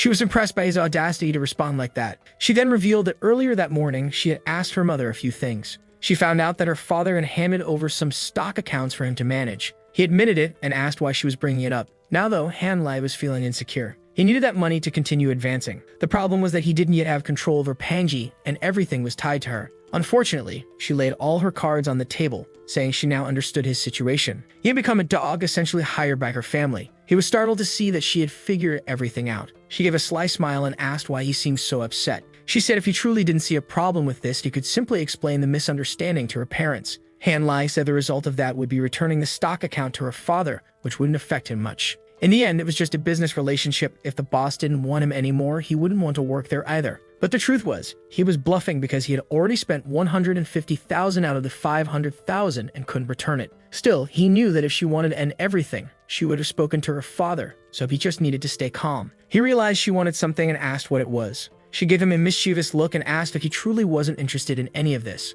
She wanted to know if he wasn't interested in her or in the opportunity her father had given him. Even though he was young and smart, he should know that opportunities didn't come often. Even if he was a prodigy, he should understand how long it would take to manage an account with over 3 million. He unwrapped a sweet and told her to get to the point. He popped it into his mouth and asked what she wanted in the end. She smirked and said it was obvious. She stepped closer and said she wanted him to belong to her. If she told him to end things with Ting Ting, he couldn't hesitate. If she called him to go out, he would have to drop everything and come immediately. If he refused, she would confront her family and his reputation would be completely ruined. She added that her father had been tricked once and despised people who acted deceitfully. At that moment, he realized she was threatening him even more than he had anticipated. She stepped closer and said he was quite useful and could help solve some problems she had. What she was offering was really just another opportunity for him. The poor guy was sweating nervously, unsure how to respond. It seemed she already knew about all the money involved. However, in the end, he hadn't lied to her father, so he wasn't too afraid. She turned around and said she would try this fake relationship for a while. But if he tried hard enough, it wasn't impossible for him to become her real boyfriend. Han-Lai laughed, saying that after all her plans, she just wanted to date him. He smiled, thinking that now he had regained control of the situation. He then told her it would be better if she was honest with her father right away. There was already someone else he liked and her father knew about it. She laughed and didn't seem to believe him. She asked if it was one of the 3 girls or his childhood friend.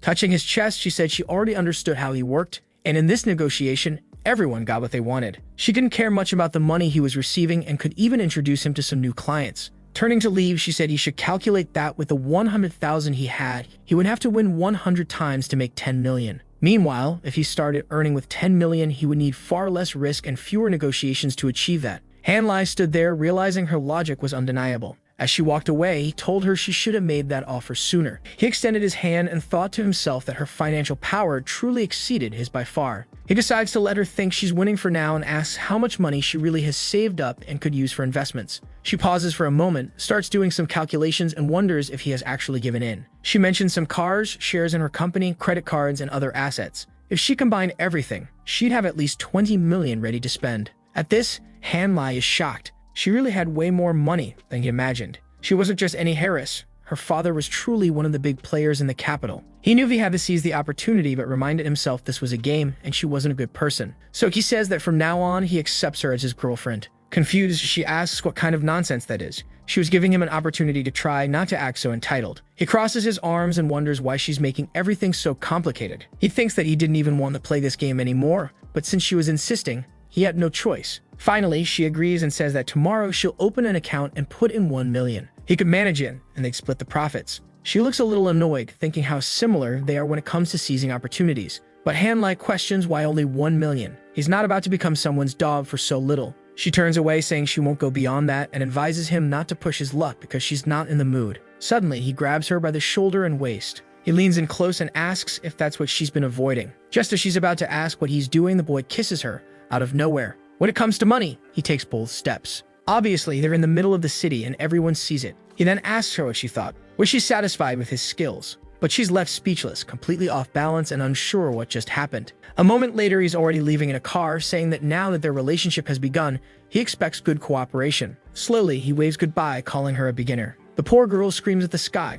calling him a dog. She realizes that after a public kiss like that, she has no choice but to go along with him. Blushing, she starts reflecting on how her first kiss is gone and wondering why he was so aggressive, considering how many boys she'd met before. At the same time, she's puzzled about why she doesn't dislike it. Touching her face, she wonders if maybe she actually likes him. Meanwhile, in the car, Hanlai is amazed by the effects of the candy he ate earlier. That candy seemed more like a drug, honestly. It made him calm, happy, and relaxed, lasting for 2 hours. Peculiar. He admits that it worked so well he almost considered staying longer with Panji, but he leans back and remembers how manipulative that girl is. He never imagined he'd lose this game and have to resort to this kind of move, especially since he had been saving his first kiss for Ting Ting. Man, this revenge really goes deep. Back with Panji, she's a little upset that she didn't gather much information and ended up getting caught in this game. Later, she returns to the meeting. Ting Ting calls her, saying the food is getting cold, and asks if that weirdo finally left. But she notices something odd and asks if there's something wrong with Panji's lips. Panji looks embarrassed and Ting Ting says her lipstick seems off. Anyone would think that her expensive lipstick wouldn't smudge from just a 2-second kiss.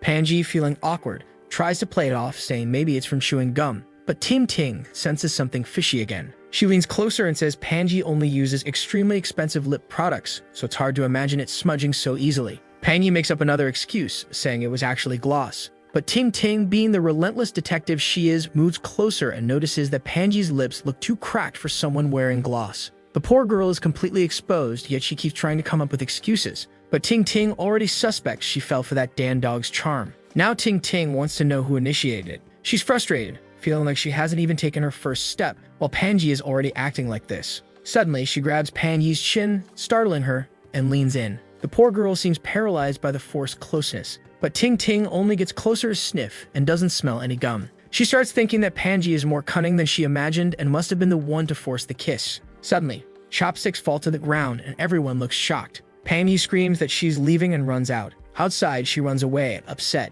It seems Ting Ting did manage a light kiss, but unlike the earlier kiss with Hanlai, Panji hated this one. Now she's wondering if she really fell for that Dan dog. Meanwhile, Xiaodong looks like a fool, lamenting that he missed the chance to take an amazing photo. Ting Ting just said that they were all a bunch of idiots for never having seen 2 girls kiss before. After that, the gathering ended and everyone said their goodbyes. On the way back, the protagonist's friends couldn't stop talking about the kiss. Xiaodong even mentioned that Su Xing seemed very skilled and confident. Maybe she really liked women. The problem was that, while they were discussing this, someone nearby overheard their conversation. It was one of Panji's father's friends and he decided to send him a message to discuss it. Meanwhile, Hanlai was in the middle of his workout at the gym when the message arrived. It was from Yanfei, his old friend, congratulating him for hanging out with 3 girls at once. Hanlai quickly realized it was his sunglasses-wearing friend who had spread the news to her. Apparently, the guy wanted to surround him with women to distract him from his sister. Yanfei was showing the messages to Xiang, laughing and saying this was so typical Hanlai. She then asked if he was still dining with those beautiful girls, and he replied that he had already left for the gym.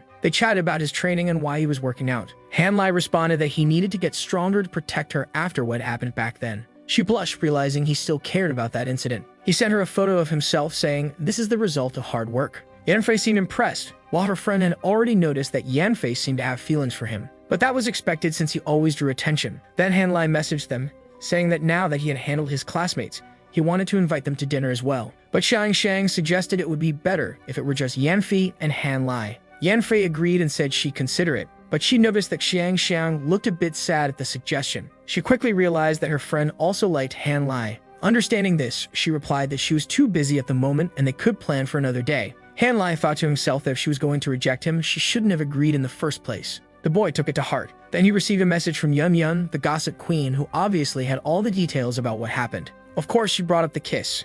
She mentioned that knowing about the kiss and the dynamic between those two, Hanlai might forget about them, giving her a chance now. Meanwhile, Hanlai was doing some peculiar stretches at the gym. Those stretches didn't seem to be helping build muscle though. He was still annoyed about missing such an exciting scene. He told his coach that he had something to take care of and left. Rushing to the bathroom, he messaged Ting Ting, using his cucumber account of course. Ting Ting told him everything about the kiss, the gum, and strangely enough admitted that she liked the situation. Even Hanlai started wondering if the girl was now playing for the other team. He asked her directly if her sexuality had changed for good. She replied that it hadn't, but she wanted to provoke someone as a way to relax. Hanlai was confused about why she would do something like that to relax. He started theorizing that maybe she enjoyed acting that way to get inspiration for her novel or something similar. That would make some sense. The problem was that all of this was happening due to several coincidences. He regretted letting them find out about those things in the box that day. That had made Fei Fi curious, which ultimately led to the mess with Pangi. That situation had, in turn, triggered everything with Pangi's parents. All of it was a kind of butterfly effect stemming from different decisions in his past life. He then tells Ting Ting that most of her problems happen because she has too much yang energy. Like me, she's confused about what he means by that. He explains that her temperament is overly aggressive. It's probably something related to her menstrual cycle. He confidently states that she must be going through that phase and likely has headaches and other symptoms. Apparently, the boy's a genius and already knew this from somewhere because he got everything right. She says she's not in the mood to take medication, and he suggests the solution is spending more time with the person she's angry at to calm down. Though I find it odd considering all her problems started because of him. He sends her a long text explaining that deep down she wants to be won over. After reading his lengthy arguments, she concludes that it kind of makes sense. She rushes off telling her friends she forgot something, leaving them suspicious about her behavior. At the Raccoon Starbucks, she messages Han Lai asking if he's free tonight. He immediately wants to know which hotel they're going to. She gets flustered, as she only wanted to have an honest conversation with him. But she replies that if they're going to a hotel, he should be the one preparing it, and asks if he's a real man. He replies, saying fine, he'll prepare, and just asks when she'll arrive. She calls him delusional and says she'll leave it to someone else. Han Lai responds that's fine, he'll just invite someone else. This makes her curious about who he's planning to invite. She lowers her phone, assuming it must be Yun Yun, the only one likely to follow his lead. But then she hears something nearby. Panji is rushing by. She starts wondering if it could be her. She privately calls Han Lai asking where he is, and he says he's at the hotel, getting everything ready for someone. Unable to disguise her suspicion, she demands to know if he invited Panji. But Han Lai seems genuinely confused, asking why she's suddenly bringing up Panji. He realizes Ting Ting must have seen Panji pass by and concludes the girl is heading out at night. Before he can ask more, the call ends. Meanwhile, as Panji is walking, someone places a hand on her shoulder. It's Ting Ting, greeting her mischievously. She comments on how late it is and asks where Panji is going. Panji is about to question why Ting Ting is there, but Ting Ting grabs her arm, asking what the problem is. It's so late and dark. Where could Princess possibly be heading? Feeling awkward, Panji says her mother wasn't feeling well, so she's heading back home. Ting Ting expresses concern and insists on accompanying her to check on her mother. But Panji says it's unnecessary since she's spending the night at home and bids her goodbye. Ting Ting insists it's dangerous, but Panji explains that a car is coming to pick her up. Ting Ting grabs her arm again and says that if there's a car, then there's no problem. They can just return to school together tomorrow. Eventually, Panji reluctantly agrees, saying, fine then. Sometime later, they finally arrive at Panji's house. Ting Ting is confused, not expecting the girl to actually be going home. Panji's mother appears and notices Ting Ting. Ting Ting greets her and explains that she heard she wasn't feeling well, so she accompanied Panji home. Her mother walks to the counter, assuring her not to worry and that she's fine. In reality, though, she looks unwell. She had heard about the kiss between Ting Ting and Panji, and now, to make matters worse, they've arrived together. Thinking about the scene nearly makes her faint, and she excuses herself, saying she's heading back to her room to rest. This leaves the two girls standing there, unsure of what just happened. Panji looks to the side and blames Ting Ting for everything. She sits on the sofa, demanding to know why Ting Ting followed her at night. Was she in love or just playing the knight in shining armor? Ting Ting awkwardly responds that of course, Panji is beautiful and rich, so it's obvious she fell in love. But Panji knows she's being sarcastic and warns her to be careful with her words, saying Ting Ting will have to deal with what happened at dinner tonight. Ting Ting laughs and shoves Panji onto the sofa, saying that in the end, it was Panji who stole Han Lai first. Panji pushes her off, demanding to know what Ting Ting's relationship with Han Lai is. Was she the one stalking him, trying to dominate him, and acting crazy? Panji considers coming up with an excuse, but decides that since they kissed and she didn't resist, she might as well admit she wants that dog. Ting Ting, taken aback, doesn't know how to respond to such a direct confession. Suddenly, Ting Ting sits up and admits that honestly, even though she has other friends, she feels the closest connection with Panji. She knows they won't be together forever, but wants their friendship to last longer. Embarrassed, Panji replies that just because of Han Lai, it doesn't mean they can't still be friends. After all, he's just a boy. But Ting Ting should know that she won't let her have a chance with him, no matter what. Ting Ting laughs, saying they seem to be progressing quickly, considering he was preparing a hotel room for them. Confused, Panji asks what she's talking about. Suspicious, Ting Ting asks for Panji's phone. She assumes Panji is lying. When she sees Han Lai's messages, she realizes Panji is telling the truth. She stares at Panji, who seems oblivious, saying she was just an innocent bystander dragged into all of this. Suddenly, Ting Ting gets up and tries to leave, waving goodbye. But Panji tackles her, pinning her to the floor, saying it's too dangerous for her to go out alone at night. Hearing the commotion, Panji's mother comes out. Panji declares that she won't let Ting Ting escape because they'll be spending the night together. The mother, observing the scene, thinks at least her daughter seems to be taking charge in their relationship. Ting Ting notices her and apologizes for disturbing her rest, promising to bring a gift next time. The mother is confused that Ting Ting doesn't even want a glass of milk and tells her daughter she seems to be maturing. Meanwhile, walking through the city, Han Lai gets a message from Ting Ting, asking for the name of the hotel he's in so she can check it out. He knows she's with Pangi, so she must be bluffing. But then she sends him a photo of her middle finger, telling him to send the address quickly. A scene shifts to the Marriott Hotel, where Hanlai asks for a good room. The receptionist explains the hotel's features, but he's too distracted, scanning the lobby to see if Ting Ting will show up. He hurriedly asks to go upstairs and selects the presidential suite, the only room that allows direct access to the floor without lingering downstairs. Once in the room, he hands over his card and documents to finalize the booking. The card passes, and he spends 38,000 yuan from Pangi's father's money. But thanks to this, he finally receives a reward from the system for spending money. He waves goodbye to the receptionist, who wishes him a good night. Inside the room, he opens the system and sees a white card, a stay card that allows him to pay only 20% of any hotel's costs, with the system covering the other 80%. He realizes this is the perfect way to stay in luxurious hotels while maximizing value. The only downside is that spending less earns fewer experience points. At that moment, he receives a message from Ting Ting saying she's arrived and demanding the room number. She seems hesitant, almost regretting coming and contemplating leaving. But then she sees a message from Hanlai that shocks her. He questions how she had the courage to show up and tells her to leave. Thinking he didn't believe she actually come,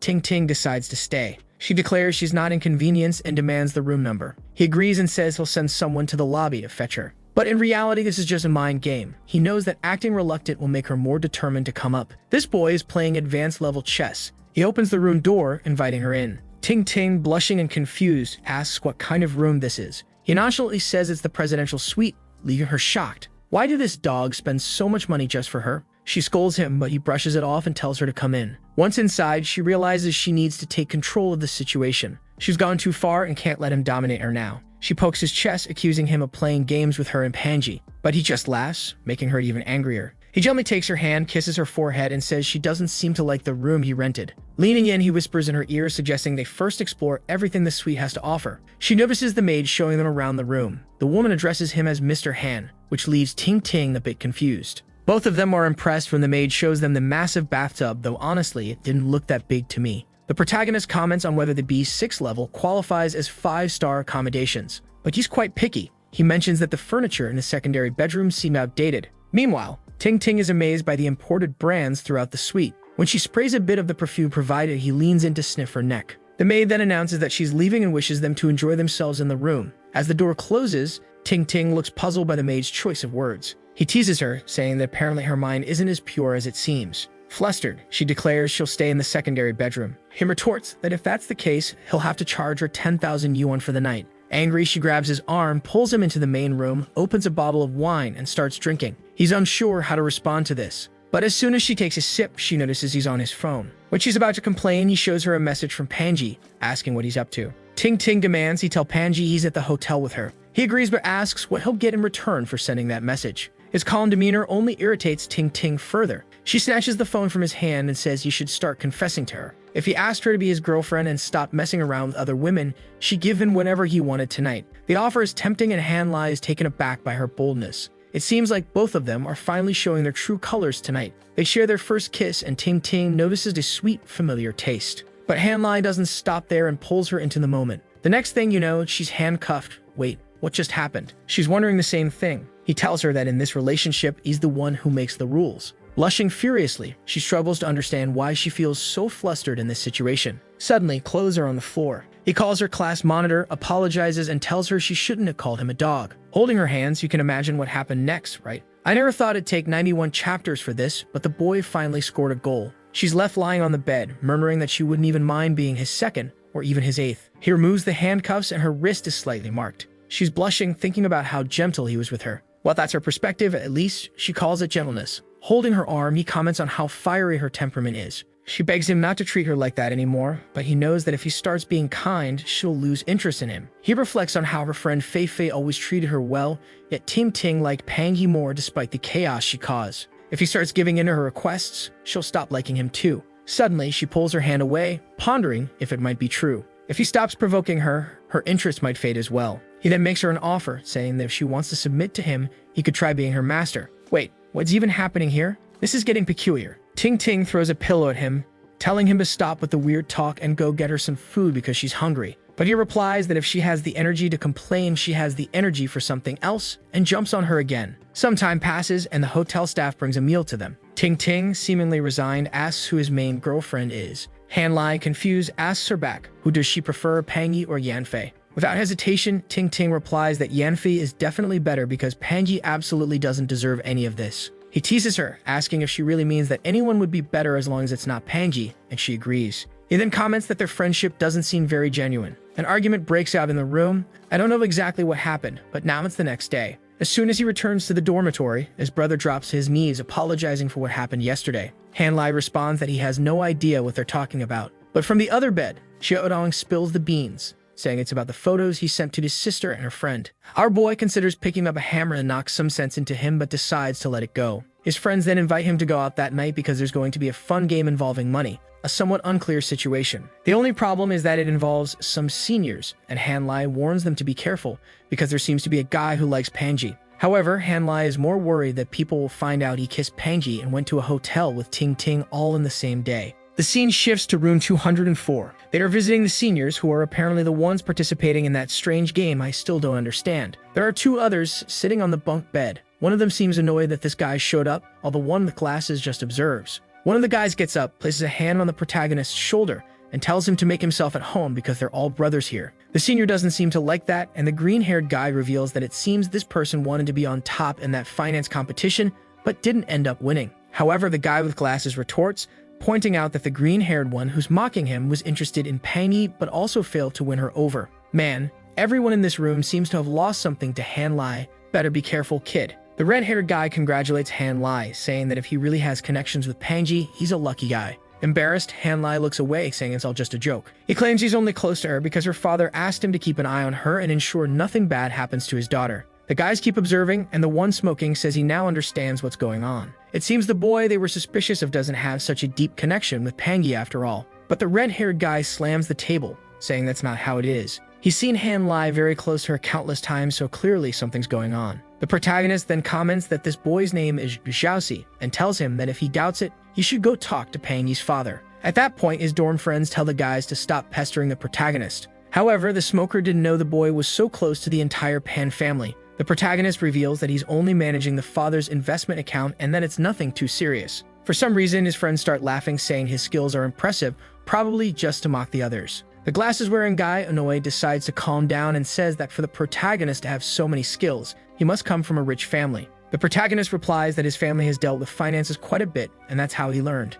Zhao, his friend, asks if his family worked in a bank or something like that. The truth, of course, is that his mother worked as a supermarket cashier, so in a way he's not really lying, right? At this point, Xiaoxi says it's time to get to the main topic. He pulls out a deck of cards and announces it's time to start the games. Han Lai, however, replies that he's not here to play because he doesn't like gambling. But as the system activates, he gains a new skill, obviously related to card games and gambling. When combined with his psychological skill, the effect would be doubled. He picks up the deck from the table and says he only came to get to know everyone better. Seeing his attitude, his dormmates immediately know he's about to stir up trouble again. Meanwhile, Xiaoxi wonders why he seems so confident. The scene shifts back to Ting Ting, who's feeling nervous, her heart racing. Yun asks why she's wearing a turtleneck when it's so hot outside. Ting Ting replies that she's not feeling well and is a bit cold, hence the outfit. But the truth is obvious, she's trying to hide a mark left by the dog, as she calls him. She considers messaging him to ask what he's doing but decides against it and deletes the draft. For now, her focus is on avoiding him and staying hidden. She looks up, muttering for him to wait. For what? Unclear. The scene cuts back to Xiaoxi crushing a soda can and throwing it on the ground. Apparently, the protagonist has already left and they got thoroughly beaten. The smoker, however, admits it was their own fault. Han Lai was calm the entire time and behaved well, which makes him actually like the guy. He also advises Xiaoxi to forget about Pangi because in the end she's just another girl.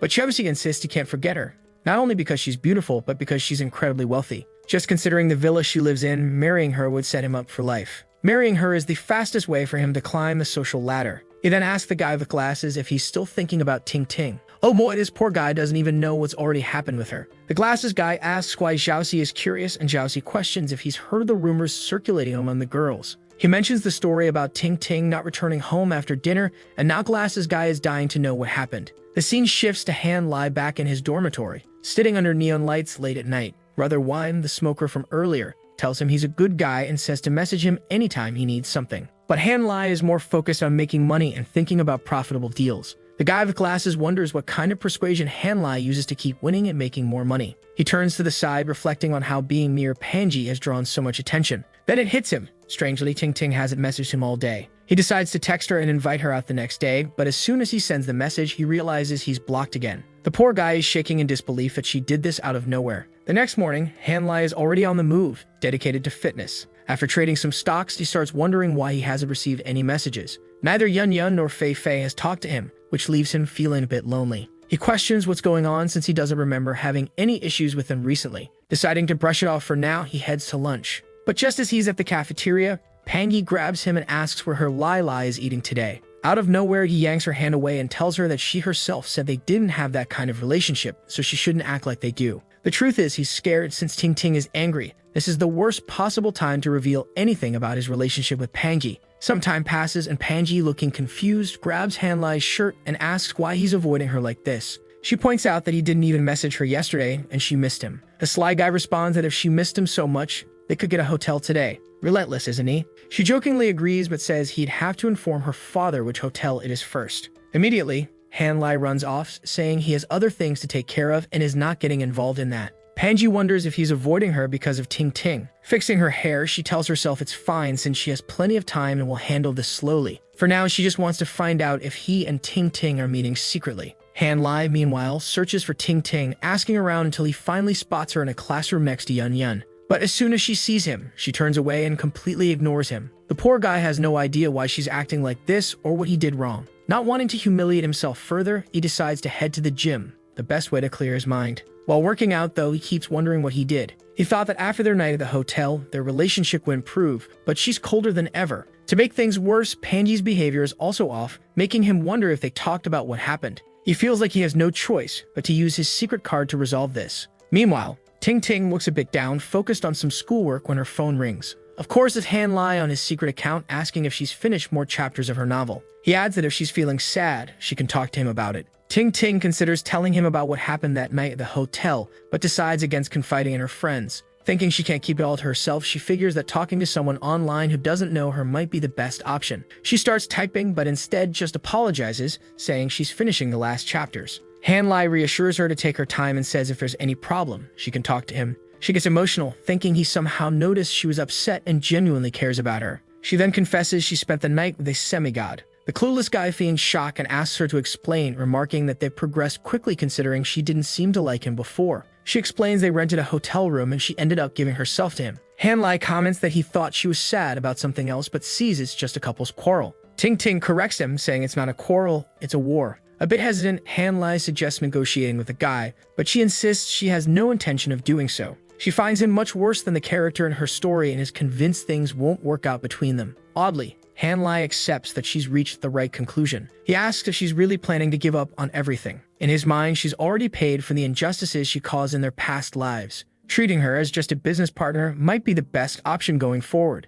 Ting Ting replies that she's not giving up because he's like a wild dog. She knows no woman can truly control him. Instead of acting like a fool, she'll stay close, keep an eye on him, and watch the show unfold. In the meantime, she'll focus on her studies, keep training, and continue writing. When she feels strong enough, she'll face him again and win him back. This makes Hanlai laugh. Now it's clear she's distancing herself because she's afraid she won't be able to control herself. And with Pangy getting closer, he suspects the two had some sort of conversation. In his crazy mind, he thinks it's inevitable that he'll eventually become her master. As he's leaving the gym, the instructor suggests he practice using gymnastic rings to improve his balance. Though it sounds like hard work, Hanlai says he'll look into it later. Back home, he's thinking about getting closer to Brother Wang to gain a favor. Though it's unclear what his plan is, Wang asks if Hanlai really needs those fitness rings installed. Hanlai confirms he does and Wang agrees to help. Hanlai's plan is to let Wang do him a favor so they can grow closer. During their conversation, Wang discovers Hanlai is renting a hotel. He comments that it must be a suite, likely costing around 4,000 yuan. Hanlai plays dumb, claiming he has no idea what a suite costs. In reality, though, he's staying in a presidential suite. Wang looks confused. Why would a high schooler be staying in such a place? And if he really rented that suite for the year, he must have way more money than Wang expected. Taking advantage of the moment, Hanlai tells Wang that if he ever needs help, he can arrange a hotel for him too. He adds that it's a perfect place for various activities like hosting friends. Wang thanks him, and they laugh, but suddenly, Pangy shows up. She immediately calls for Hanlai, saying she's been looking for him all over the cafeteria. As she calls him over, Hanlai responds by asking why she doesn't call Ting Ting instead. While Wang has already figured out that the two probably have a relationship based on how Pangy is acting, Hanlai tries to escape, saying he has dinner plans with a friend. But Pangi turns to Brother Wang and asks if she can borrow Han Lai for a while. A bit awkwardly, Wang agrees, and he's almost done eating anyway. Walking through the city arm in arm, Han Lai asks what he did wrong this time. She pulls her arm away and says it's nothing serious, she just felt like annoying him a bit. A little dejected, he says it's fine if that makes her happy. Then he smiles and says it's the perfect time for her to have come to him. He mentions that her father's stocks are doing very well this week, and that's why he'll visit her house to show the results. She feels a bit uneasy and asks what he's planning by wanting to go to her house. She tries to brush it off, saying he can just give her the results, and she'll pass them on to her father. But he grabs her arm and asks if she didn't say she missed him. She pulls her hand away, telling him to let go because he shouldn't touch her without her consent. Han Lai finds it amusing that she can't handle this kind of attitude. He then asks if he can go home with her. She's torn, wanting to refuse but unsure of what he might do if she doesn't agree. Besides, after the incident with Ting Ting, things have only been getting worse, so she needs to stabilize their relationship quickly. Han Lai, on the other hand, is a bit confused while she worries he might think she's promiscuous or easy. But with no other option, she agrees, saying she'd have to go home late anyway and tells him to come along. However, she adds that afterward, she plans to go to the cinema, so he should buy tickets for them. Han Lai, smiling like a fool, says if that's the deal, he'll accept. The next scene shows him standing with tickets and popcorn in hand, looking like an eager puppy waiting for her. She shows up laughing, takes some popcorn, and pops it into his mouth, thanking him for buying everything for her. Meanwhile, Han Lai notices a guy in the background taking pictures of them, but the amateur had the flash on, making it obvious. Han Lai suspects Panji herself hired this guy and wonders why she would want such a photo. The scene shifts to the cinema, and they're watching Titanic for what feels like the millionth time. Han Lai hears some noises beside him and tells Panji to stop using her phone during the movie. She looks at him and says she's not bothering anyone, especially since it's just the two of them in the whole place. But Han Lai snatches the phone from her hand, saying it's bothering him. He adds that if she starts obeying him, he'll explain the Xuking situation to her father more clearly. She turns away, saying fine as long as he doesn't say anything stupid to her dad. In truth, she was using the photo to post on her social media, avoiding having to explain anything to her father. Plus, it was the perfect move to eliminate her competition with Xuking. Han Lai, however, has already figured out that she's always scheming and up to no good. Time passes, and they arrive at her house. As soon as she announces her arrival, her mother comes out, asking if Xuking has come with her daughter again. But upon seeing Han Lai, she's startled. There he is, greeting Aunt Zhao, the cheerful hello. Her mother scolds Panji, calling her messy for bringing Han Lai over without warning. Han Lai apologizes on her behalf, saying he's actually there to meet Uncle Pan. Panji stands to the side, quietly knowing this dog is just pretending to be polite. Suddenly, they hear her mother frantically calling her husband, telling him that Han Lai is at their house. She even mentions that the two came back from the cinema together, saying it's something to celebrate. To avoid the situation, Han Lai asks Panji to show him around the house. She initially refuses, but quickly changes her mind when he mentions the incident with Ting Ting and the kiss. She yells, fine, and starts pushing him to move. As they walk around the house, they continue chatting. She notices that at least when Han Lai is quietly reading, he seems much more obedient. It would be much better if he didn't have such a dirty mouth and didn't talk so much nonsense. Han Lai catches her staring and asks why she's looking at him like that. Embarrassed, she turns away and tells him to stop being so narcissistic because she wasn't staring at him at all. And even if she was, what would he do about it? Charge her for it. He replies that he'd never do such a thing, but if she wants to give him money, she's welcome to because it's always nice to have extra. Suddenly, he asks if she remembers what they talked about the first time they met. She asks, what was it? He reminds her that he mentioned how beautiful her eyes were. Oh boy, there he goes again, making his move. She blushes slightly and glances at him. The two stand there awkwardly for a moment, looking like fools. She mutters that it's nothing special. Then they lock eyes again. Did something happen? Doesn't seem like it because she asks why he doesn't stop looking at her like that. Quickly changing the subject, she asks what's going on between him and Xuking. As far as she remembers, they'd agreed he wouldn't talk to her anymore. Suddenly, they hear her mother's voice at the door, announcing that her father is arriving. While her mother asks if the boy wants to stay for dinner, Han Lai already has his hand behind Panji's head. She tries to say something, but it's too late. He kisses her. Han Lai has been on the offensive in recent chapters. She's left flustered, and he tells her to stay quiet, warning her that her mother is right outside and will find out if she makes a sound. Annoyed, she clenches her fists and storms off, saying she won't forget this. Opening the door, she asks her mother what she needs.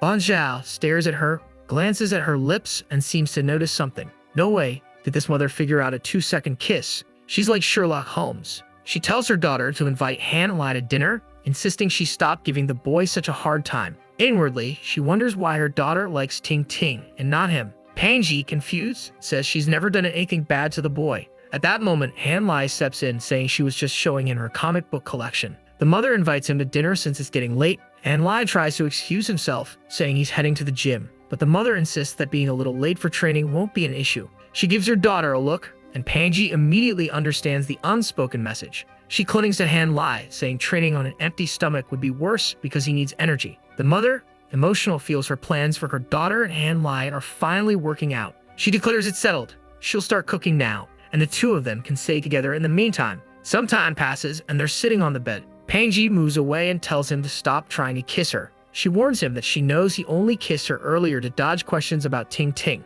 He claims he has no idea what she's talking about since Ting Ting has her own life. If she wants to know, she should ask Ting Ting herself, not him. Playing dumb, she says she already talked to Ting Ting, who admitted she was with him. Han Lai stands firm, saying it seems he's being used as a scapegoat by both of them. Panji looks puzzled. She's not entirely sure why Ting Ting didn't say much, and she only knows the two didn't return together last night. She turns to him and asks where he was then, since he usually sleeps in the dormitory. He explains he was on the second floor with some seniors, one of whom was named Wang Xiao Chang. She recognizes the name and knows this guy loves partying and women. Why was Han Lai with him? The protagonist explains it's all thanks to her and the problems she keeps creating. After the day Han Lai had to defend Panji from those guys, everyone started thinking they had some sort of relationship. And now the seniors came to talk to him. Panji feels a bit nervous, wondering if those guys were planning to beat him up. The truth is, she wanted to create some trouble for Han Lai, but not to the point where he'd get hurt. All she wanted was to give him a little headache. Meanwhile, in the seniors' room, the guys are kicking the walls. They've just seen the picture of Panji and Han Lai at the cinema on social media. Jiaxi is fuming, practically foaming at the mouth, ready to kill the bastard who stole his girl so blatantly. He declares they need to teach this kid a lesson and asks Wester if he'll help him. Poor Wester is slumped in a corner, dejectedly saying he'll try to do something. The truth is, he doesn't want trouble with Jiaxi or Han Lai, but has somehow gotten dragged into all this. Sometime later, Panji's father finally arrives home and asks where his daughter is. When he looks to the side, he sees her with Han Lai and she's wearing her high school uniform. He asks why, and she explains that Han Lai wanted to see her in it, so she decided to wear it for him. She's a bit embarrassed because while she was changing, he kept sneaking kisses and similar gestures. She ended up tolerating it since it would help her with the trust issues her father had been having. Her father is impressed that she went so far as to change her clothes just for this boy. Apparently, the money and time he invested in Han Lai are paying off rather quickly. He then comments that as long as the two are behaving, that's all that matters. He even tells Han Lai that his wrist looks like it needs a nice watch and says they'll look at his collection after dinner. Han Lai immediately realizes why he's being so friendly and responds that he only came to bring Panji home and didn't intend to impose. He also mentions that the investment accounts performed well this week. However, Han Lai is worried about how his relationship with Panji will develop. If her father ever discovers the truth, everything will fall apart. For now, his plan is to avoid taking any real responsibility in the matter. Panji's father praises the gains and asks if Han Lai thinks he'll win the competition. Han Lai replies that as much as he knows about finances, it's impossible to predict everything. Even with strong fundamentals, a bit of luck is necessary to win such tournaments. That said, he promises to do his best and give it his all to win the championship. Panji silently muses that the dog looks quite handsome when he's serious. Her father, meanwhile, is thinking that the boy has a bright future. However, his main focus is still bringing his daughter back to the family fold. He tells Panji to help her mother in the kitchen because he wants to have a private conversation with Han Lai. As soon as she leaves, he turns to Han Lai and says his ideas are excellent. If things keep progressing like this, he has nothing to worry about. However, he advises Han Lai to remember to work hard in his career but also pay close attention to relationships. That's why he wants to know how things are going between him and Panji. Han Lai is startled by how direct the question is but responds that they talk a bit every day and occasionally have dinner together. He mentions they even watched a movie earlier and that his only problem is managing enough time to study. Han Lai's plan is to continue developing this relationship gradually and make as much money as possible. He tells her father that since he entrusted him with the account, he feels a strong obligation to study hard and work diligently. Panji's father responds that if Han Lai is feeling so pressured by his studies, he could hire a tutor to help him. Privately, the father wonders why this foolish boy doesn't understand that if he marries his daughter, the $3 million in the investment account will be nothing compared to the inheritance he could gain. The father then asks how things are going between Han Lai and Ting Ting. Han Lai replies that since they're in the same class, they spend quite a bit of time together, during lunch and sometimes even in the evenings. The father nearly loses it, trying to stay calm, while Han Lai feigns innocence, asking what the problem is. A while later, the scene shifts to dinner. Apparently, Han Lai talked with Panji's father about some hotels and local developments. It seems there are some high-end hotels in the area that are always fully booked,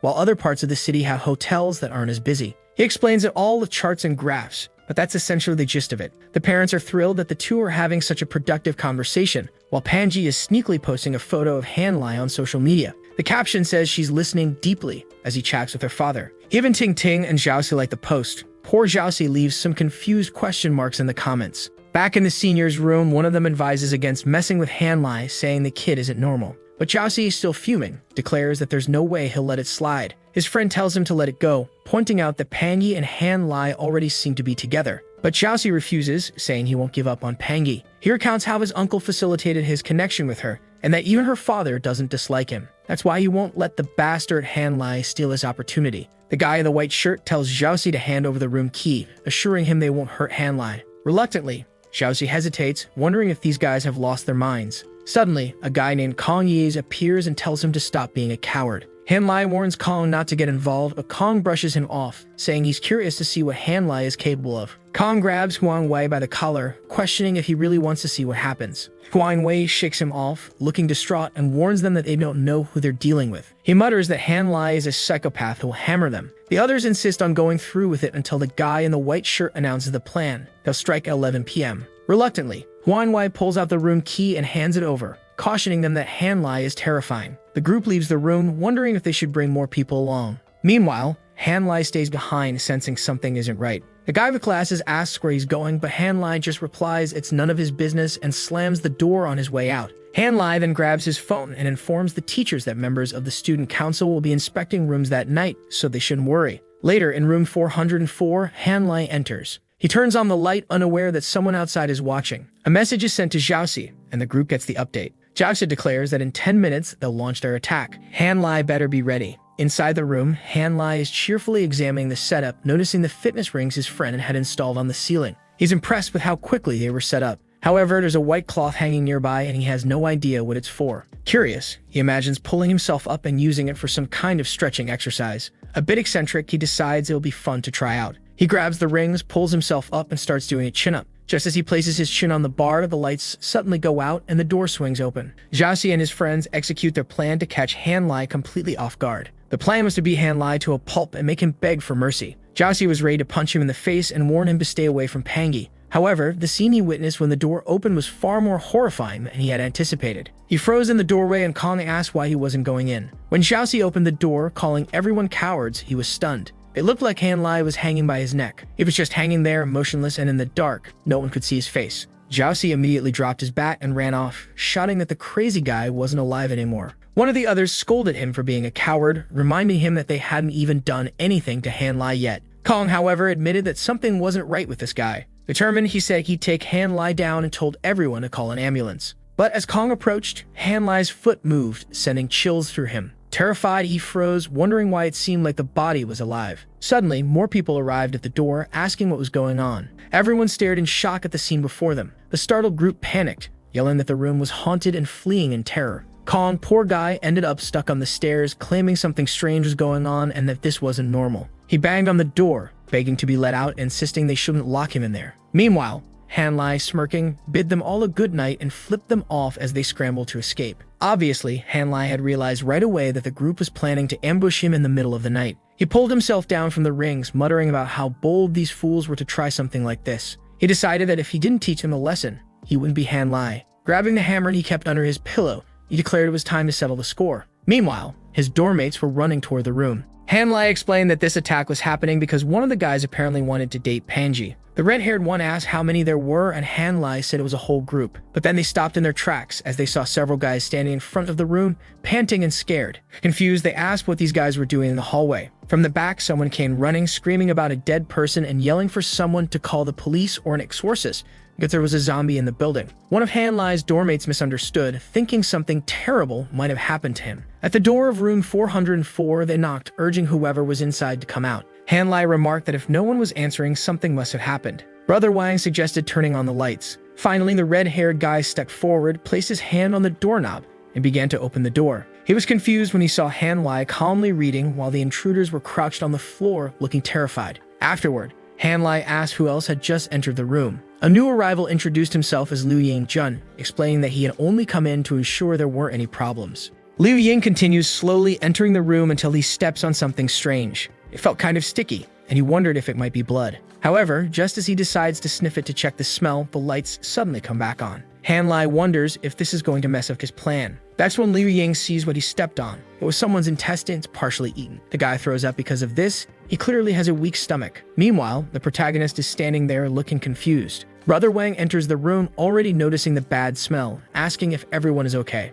As soon as they notice him enter, someone clings to his leg, begging for help and saying they want to be saved. However, Hanlai speaks sternly, asking who gave them permission to move. At this, Wang asks for help and goes over to the boy to wash his face. He turns, glancing at the protagonist, who stares back at him, causing him to tremble. The fool is already on the ground, apologizing, saying he would never have gotten involved in something like this. It was all a terrible coincidence. But Hanlai only questions if they think this place is a playground where they can come and go as they please. If they really wanted to leave, they'd first have to clean the place up. Wang tells the boy to calm down, saying he'll call someone to clean up because the smell is pretty bad. Seeing the boy get up, he asks if he has somewhere to go and if he's okay. Hanlai smiles at this. Then he changes his expression, saying he was just joking with his friends and of course he's not angry. They don't need to worry, he has somewhere to stay and all he wants is for them to clean this up. Wang even extends his hand, saying it's fine and that he can go. Just as the boy seems to relax, Wang smacks him on the head. Liu Ying then asks what Hanlai's background is, wondering why Brother Wang is treating him so well.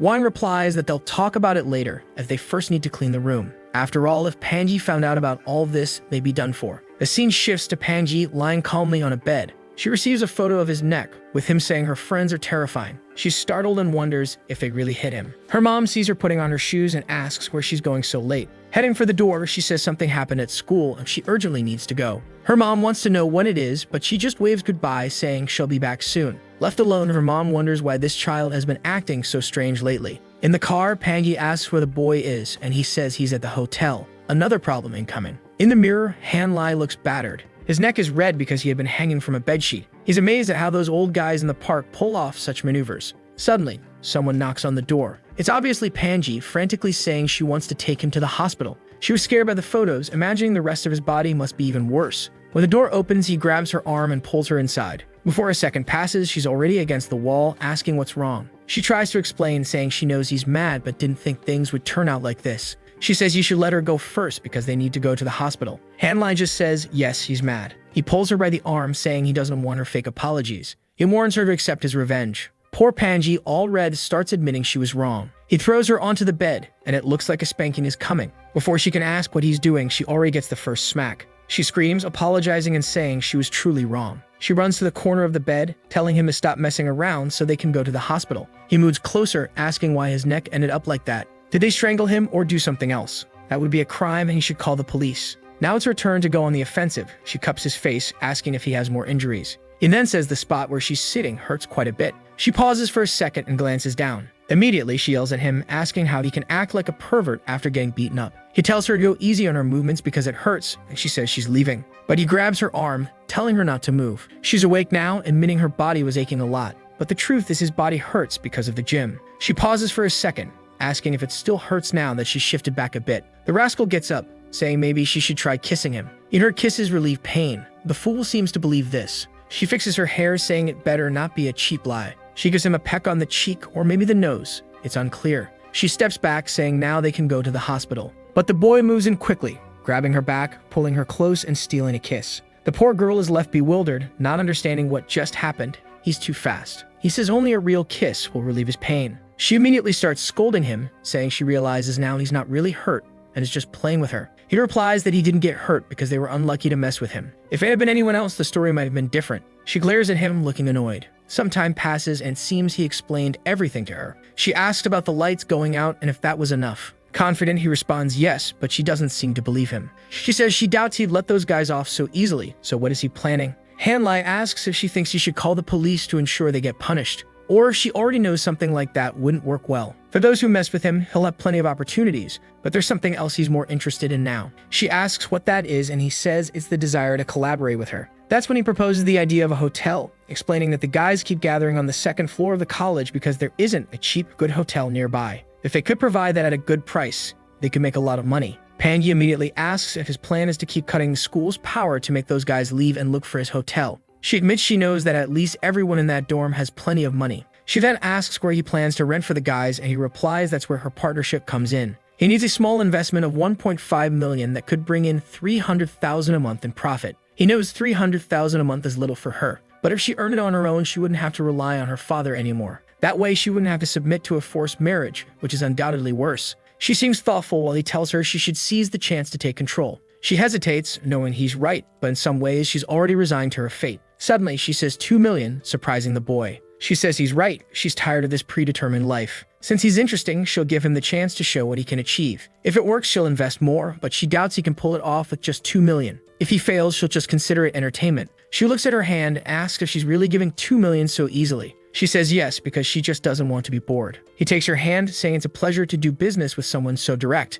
But suddenly, she stands up, saying he must have misunderstood something. Confused, he wonders if she changed her mind. She walks toward him, saying they're not partners. At this moment, they're accomplices. Though honestly, I don't know what she means since she's not doing anything criminal. It's her money. But she says the money will be in his account by morning. He doesn't need to worry about the transfers. She'll handle it. Then she leaves, waving goodbye to her accomplice. She really left and didn't do anything. The boy missed the chance to score and got humiliated by the girl. The fool even turns a bit red, saying she left him, let's say, excited. Back in the field, the guys are all terrified. Someone is yelling at them, asking if they really thought they could hit him like that. Kong, fed up with the scolding, stands up, saying next time he'll kill that kid. With his hands blazing, he says he'll rip off his head, even if it means spending 10 or 20 years in prison. Wang tells him to stop thinking like that, saying it's easy for him but would complicate things for the rest of them. Besides, they need to understand that Han Lai might seem lazy, but he has a lot of connections. He pretends to be a nobody because he enjoys it. Then Zhao Si seems to notice something. He comments that the watch Han Lai was wearing is from Panji's father's collection. He remembers visiting their house last time.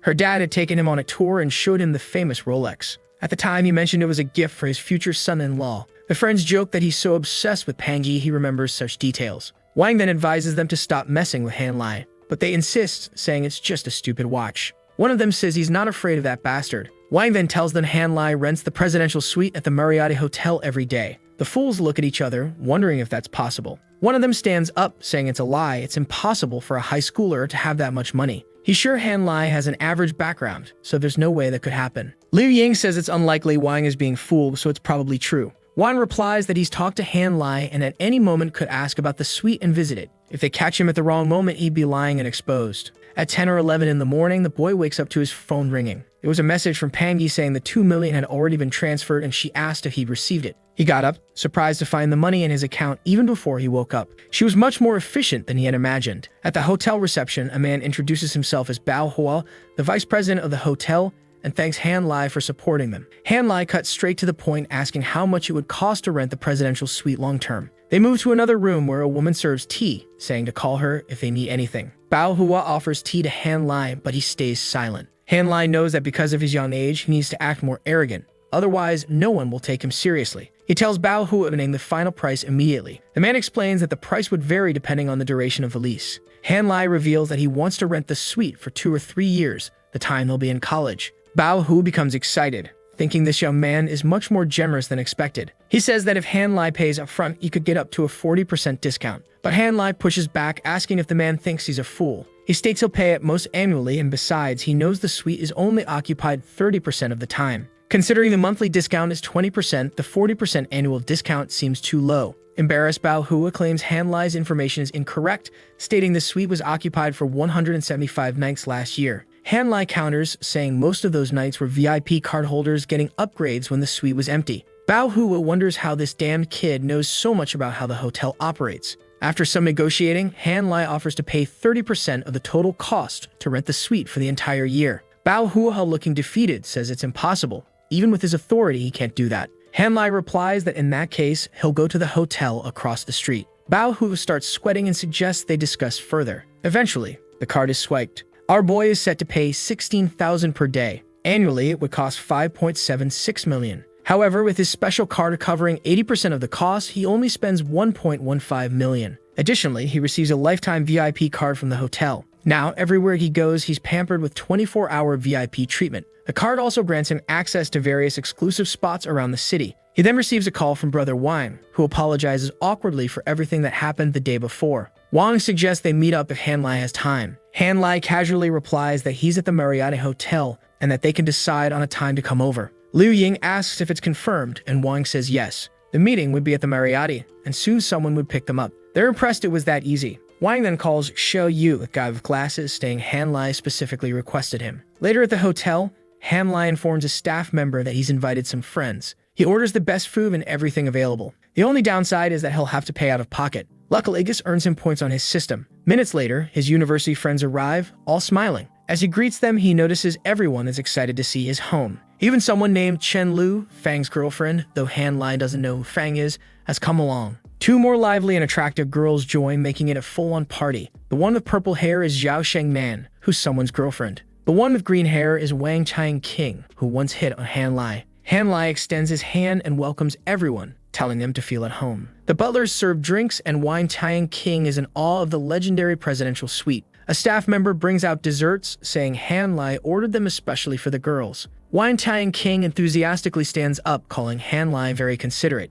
With a mischievous smile, he says they're all classmates, so of course he'll treat everyone well. Wang hugs him, saying that's why he likes Han Lai. He always pays attention to the details. Someone in the room comments that the most admirable people are those who can solve problems easily. Zhao Shengman agrees, saying no girl would reject someone as kind and thoughtful as Han Lai. If she didn't already have a boyfriend, she'd be in love with Master Han. Han Lai feels embarrassed as she says this in front of everyone. Meanwhile, Chen Lu wants to explore while the others chat. Han Lai tells her it's fine and to feel free to look around. She and another girl leave while the rest stay behind. Wang takes the opportunity to apologize again to Han Lai for everything that happened. One of them asks how Han Lai knew all of that would happen. Han Lai replies it was all a coincidence. He was just doing some fitness training. Xiao Yu, deep in thought, figures their luck just ran out. Liu Ying adds that the conflicts still cause problems for everyone. Han Lai asks what happened. Xiao Yu reveals that the school announced all lights would be turned off after 11 p.m. Han Lai keeps playing video games and chatting, but now staying at the college isn't an option anymore. His expression changes as he asks what this has to do with him. Han Lai has no intention of getting closer to that damned Xiao Yu. He knows the guy is a backstabber who could betray him at any moment.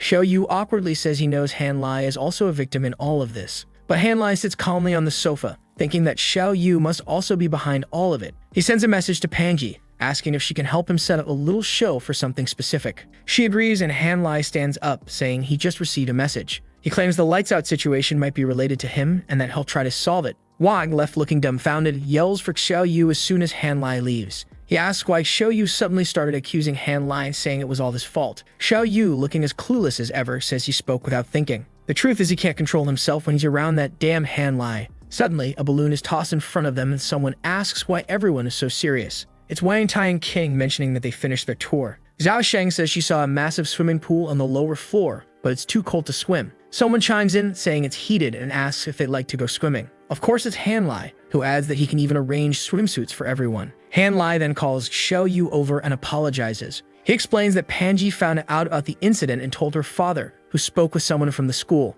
That's why they're now turning off the lights. He just finds it odd that no names were mentioned. Liu Ying questions if Han Lai is implying someone deliberately reported everyone. Wang says it's possible since some people don't like the nighttime chaos. The girls look confused, not understanding what they're talking about. Xiao Ying comments that the dormitory nights will now be much more monitored. He's worried because his friends have other places to go, but he only had the dorm, meaning he'll now be alone. Without his school friends, he has no one left. Plus, he used to sell beer and other things, earning almost 80,000 before graduation. Xiao Yu starts talking about discussing things with the school, but Han Lai interrupts, calling everyone together. He suggests saving such discussions for later, as they should enjoy the moment. Liu Ying agrees, and Han Lai takes responsibility, saying it's his fault, so they shouldn't worry. He invites the girls and says he'll take everyone to the pool. At the pool, Wang is already happy, saying he came to apologize, but is now having fun. Han Lai reassures him, saying it's fine, they're brothers. As long as everyone's happy, he's happy too, especially since the place is so big and he often feels lonely. Wang agrees, saying that even with all the services, sometimes it's a bit sad having no one around. Just then, Wang Qiang appears, stealing the show. Of course, she comes in confidently, asking Han Lai what he thinks of her swimsuit. She's impressed, noting it seems to be from Mark and must have cost a lot. He simply replies that she looks good and doesn't need to be so polite with him. She then asks if he knows how to swim, and Han Lai says he hasn't swum in a long time. Meanwhile, he imagines wanting to see the three other girls in swimsuits. Zhao Sheng interrupts, asking why he looks so distracted. She wants to know if she looks good in her swimsuit since she goes to the gym every day. Every time she invited her boyfriend to swim, he preferred hanging out with his friends. Now she's finally able to have fun with Liu Ying, though it looks like she might make her boyfriend jealous. But Han Lai, ever the Sigma, says she should remind her boyfriend more often, and he might spend more time with her. She insists she's already complained plenty, but he just says she nags too much. Ken Lu then grabs Zhao Sheng from behind, saying it's time for her to get in the water. She drags Zhao Sheng and takes her away. Wang Tang King tells Han Lai that Zhao Sheng is in an arranged marriage. Apparently, her parents paired her with her boyfriend since they were kids.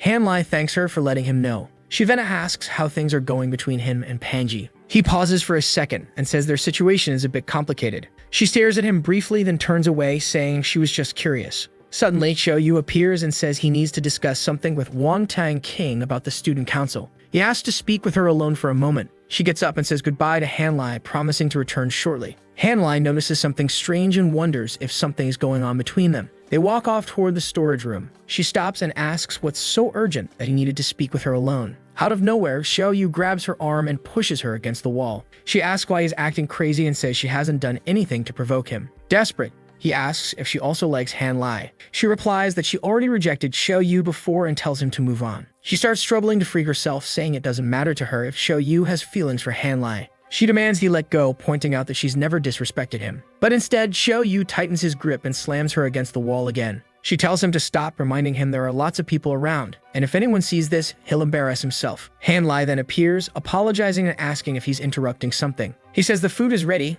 and everyone is waiting upstairs. Wang Tang immediately breaks free, thanks him for showing up, and says she's excited to eat. Han Lai casually replies that it's good to know he wasn't interrupting anything. However, Xiao Yu knows that Bastard did it on purpose. Ma'am, you were on the verge of going to jail, and he just saved you from it. Later, they knock on Huang's door, and he opens it, thanking them for finally arriving. Huang asks where Xiao Yu is, and Wang Tang says he had something to take care of and seems to have left. Han Lai tells him not to worry, they'll treat him to dinner another time. Huang agrees but mentions the student council seems to be a mess lately. He urges everyone to start eating since the food is ready. The table is set with a luxurious feast, crab, bamboo dumplings, and various other dishes. Despite the spread, Han Lai looks indifferent, as if he's already tired of it all. He picks up the drink menu, dismisses beer and liquor, and orders some expensive wine instead. He justifies it by saying it's essential to spend big to keep control over everyone. When the wine is served, the system dings and he unlocks a new ability related to wine. Now his resistance to getting drunk is higher, and he earns double experience whenever he spends money on wine. A notification also mentions that system traits can be merged, leaving him slightly confused about this new feature. Finally, the wine arrives, costing 5,000 per bottle. Wang Tang takes a sip and immediately praises it, saying the flavors are rich and exquisite. She thanks him, saying she never would have tasted something so amazing without him. Everyone at the table starts complimenting him, calling him generous. Liu Yang, who seems knowledgeable about wine, explains there are 3 harvests a year. Clearly an expert. Han Lai just says he picked the most expensive one without knowing how it was made. Wang jokes that Han Lai is being too extravagant. They were fine with something simple. But Han Lai insists they're honored guests and he feels guilty if he didn't provide the best. Everyone raises their glasses and Wang proposes a toast to their dear Han Lai. Time passes and people begin leaving, waving goodbye. For a moment, it seemed like Han Lai and Wang Tang might connect, but here comes Wang wanting to talk again. Han Lai asks what it's about and Wang mentions an issue with Kong. He says he doesn't want the tension between them to last since they're all classmates. Han Lai bluntly replies that he doesn't care. Feeling awkward, Wang brings up that Kong is skilled in martial arts and suggests settling things with a fight. Han Lai shrugs, saying they can set a date for the match. Wang tries to warn him it's a bad idea, but Han Lai reassures him that fighting is the only way to handle someone like Kong. Confident, Han Lai declares it's settled and leaves. But Wang remains uneasy, certain Han Lai will get beaten. Meanwhile, Panji is sitting quietly at a cafe. Someone arrives asking why she called them out of nowhere. It's Han Lai smiling brightly and she asks why he looks so happy. He replies that it's because he has a fantastic sponsor and she says he's good at sweet talking. As he sits, she asks if his mom is available since some friends of hers from the capital are visiting. Apparently, one of them is interested in the stock market but isn't very skilled. Her father has been talking about Han Lai to this group and they want to meet him. While it might not be as profitable as working with her father, it could help him expand his network. Han Lai agrees, thinking that since he doesn't have much accumulated wealth, earning money using others' funds is the best option. She tells him the meeting will be at 12:30 p.m., and he thanks her, saying he'll do his best. Standing up, he says he needs to leave to get some rest. But she mentions she has information about Uncle Du, the big shot negotiator, for tomorrow. He asks why she doesn't just tell him, and she replies that there's a price for unlocking it. He looks confused until she says he'll need to give her a kiss. A kiss and a photo she can post, and she'll share the info. The next scene cuts to them in a changing room, standing close. She pushes him away, saying one kiss was enough. He wipes his mouth, saying she was the one who asked for it in the first place. She looks flustered, saying she asked, but not like that. Meanwhile, Han Lai, now blushing, insists on getting the information. She shouts, calling him a scoundrel she hates, storming off and saying she shouldn't have invited him there. He pleads for her to share the information and asks what she meant earlier. Instead of answering directly, she says he urgently needs a proper suit, matching shoes, and some accessories. She clarifies that she's not trying to humiliate him, but explains there are situations where he needs to dress appropriately. Then she reveals what she's been hiding. She explains that in this city, the government and politicians have far more control than most companies. That's why it's more important to associate with political families than wealthy ones. She hands him a blue gem, saying it suits him perfectly. The scene shifts to a private club. Her father calls out to Han Lai, smiling widely, and introduces him to Mr. Du. And here we go again. Han Lai, the charmer of old men. Mr. Du embraces him, saying they need to chat and drink together. Pan Yi's father calls her over, asking her to arrange drinks and some fine wine. She reluctantly agrees, realizing she's being sidelined. They bring out a rare wine from 1984 with only a few bottles in existence, clearly worth a fortune. Han Lai stands up, announcing that as a sign of respect, he'll drink it all in one go. Pan Yi looks worried that he might get drunk. Her father, however, is pleased, knowing that the best way to get to know someone is when they're drunk, as it reveals their true nature. He raises his own glass, declaring he'll drink his in one go as well, slamming it on the table afterward. Mr. Du compliments Han Lai, asking if he drinks often since he seems to have great tolerance. Han Lai modestly replies that he rarely drinks. Du laughs, saying it's impossible for someone with such tolerance to be inexperienced. He fills Han Lai's glass again, toasting for good luck. Thanks to the system, Han Lai doesn't get drunk, so he plays along. They continue drinking, chatting, and having a great time while Pan Yi watches them lose their minds. A few minutes later, Du slams his glass on the table, asking why he can't make more money. He explains that he's cautious, neither greedy nor reckless, yet the opportunity never seems to come. Han Lai reassures him, saying people who follow steady strategies tend to profit gradually and might suddenly hit the jackpot. Maybe your time is coming, he says. Du thanks him for the encouragement, but insists it's unlikely. Even during the last market boom, he didn't make anything. He adds that amateurs like him can't compete with seasoned traders. Han Lai counters, saying that even top traders eventually lose. Pan Yi's father laughs while Du accuses Han Lai of being full of tricks. He says Han Lai claimed not to drink much but was clearly faking it. Dao then admits he likes Han Lai and offers him a chance to manage an account. The terms would be the same as his arrangement with Mr. Pan, with no need to worry about short-term losses. However, the amount is modest, just 10 million, leaving Han Lai momentarily stunned. Before he can respond, Du excuses himself, saying he needs the restroom. Pan Yi's father volunteers to guide him, saying he doesn't want him tripping over and breaking anything, and promises to return shortly. Once they leave, Pan Yi remarks that they always use the same tricks. Han Lai asks if she means the drinking, and she nods. She explains her father always does this, getting people drunk to reveal their true nature. Han Lai comments that he seems to have passed the test since Du is willing to hand over the account. She laughs, saying it's more likely they got embarrassed about not being able to outdrink him. Their plan was probably to go vomit in the restroom and come back to drink more, so he should be careful. Han Lai considers pretending to be drunk to avoid an endless drinking session. A little later, they return. Du declares it's time to drink again, but both are startled. Han Lai is asleep on Pan Yi's lap. She claims he drank too much and dozed off as soon as they left. Her father chuckles, saying the boy got too confident and should have taken it easy. He asks Pan Yi to take care of him, but she knows he's faking it and wonders why she's stuck dealing with him. Her father orders her to get him out of there since he has things to discuss with Du. She drags the passed out Han Lai out, muttering for him to hurry up and walk. They step out of the taxi near the school and she tells him to stop pretending they walked far enough. She threatens to expose his act if he keeps it up. When she asks how he learned not to get drunk, he responds in Hawaii. She laughs, accusing him of watching too many cartoons. Someone calls out from behind, "Brother Lai." It's been a while, but here comes the familiar trio. Yun Yun immediately asks what happened to him, seeing Pan Yi carrying him. Pan Yi explains he attended a social event with her and ended up drinking too much.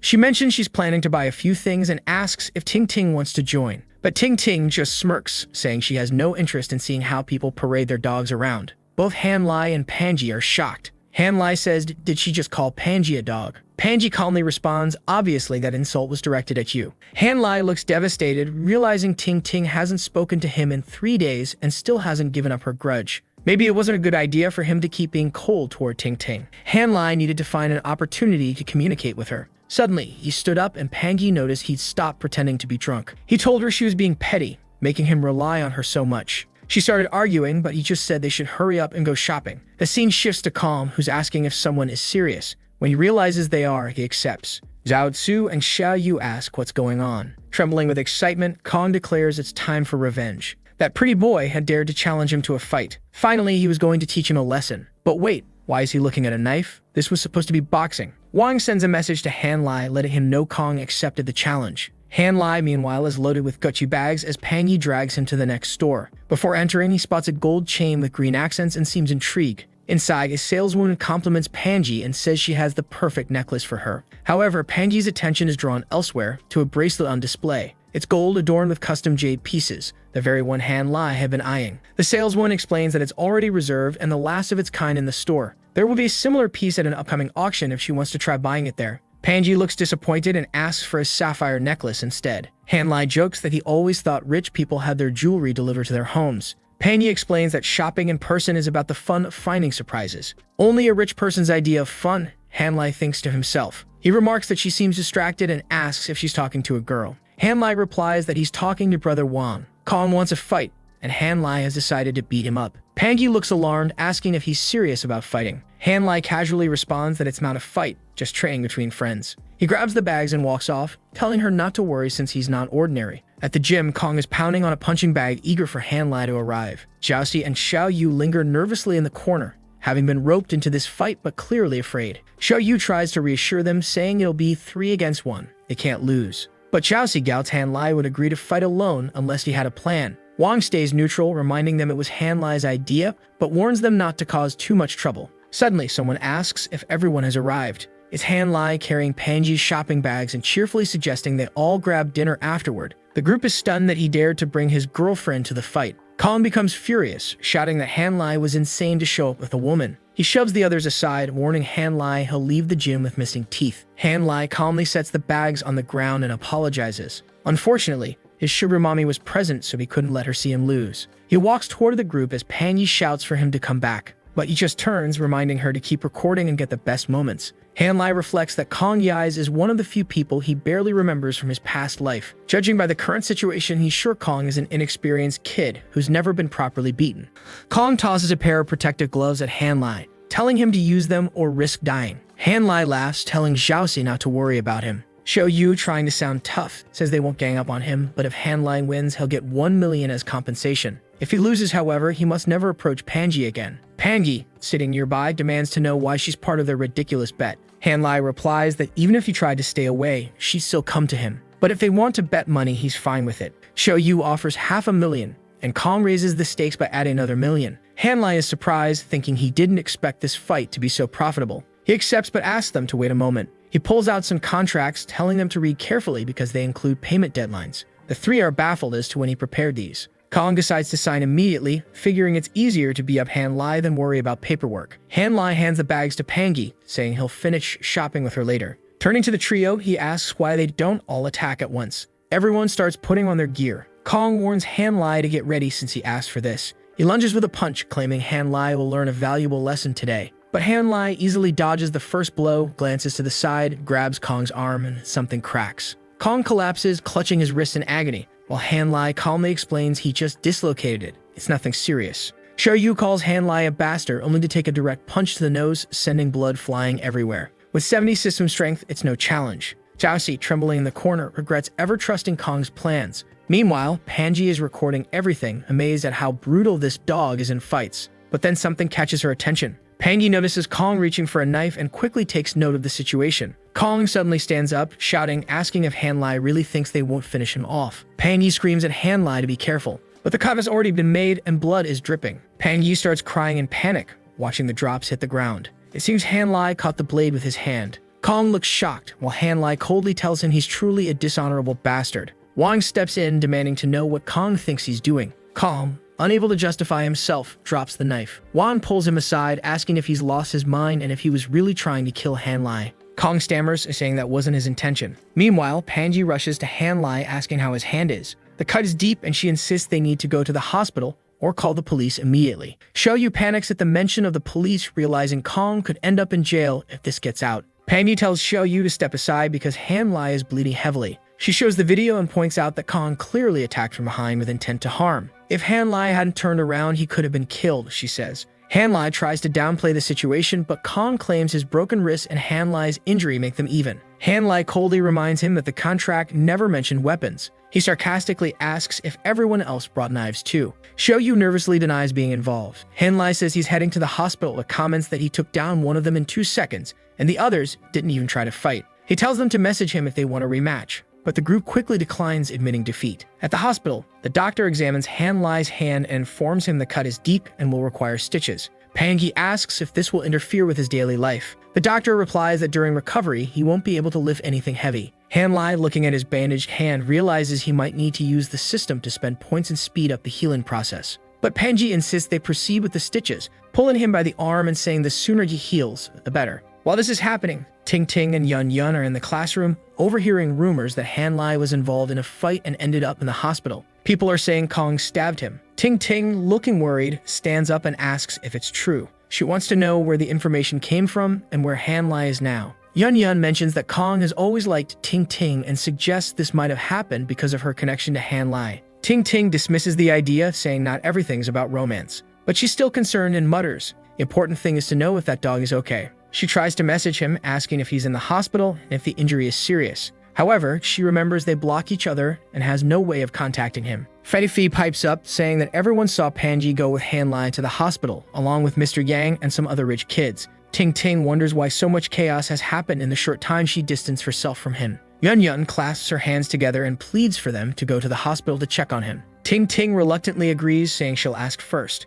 Since she can't contact Hanlai directly, she decides to call Panji. When Pangi picks up, Ting Ting immediately asks which hospital they're at and says she's coming to visit. Surprised, Pangi asks how Ting Ting even knows they're at the hospital. Ting Ting explains that everyone at school knows because it was posted on the forums. But the most important thing is finding out if Hanlai is okay. Pangi reassures her that he's fine while silently wondering how the school's rumors about Hanlai being beaten and stabbed got so out of hand. Ting Ting insists on getting the hospital's address, saying she wants to visit. Pangi, realizing the rumors are spreading wildly, checks the forums and sees absurd claims that the winner of the trading competition was hospitalized after being stabbed in a fight over a woman. Her phone rings, it's her father. He demands to know what happened to Hanlai. The last he heard, they were out shopping, so how did this turn into a fight? Pangi tries to downplay the situation, but her father cuts her off, telling her to send the hospital's address immediately because he's coming to visit. A while later, the doctor finishes stitching Hanlai's hand but warns it will take 2 months to heal and will leave a scar. Looking at his fully bandaged hand, Hanlai realizes this injury will disrupt his life more than he anticipated and decides he'll likely need to spend a significant amount of system points for recovery.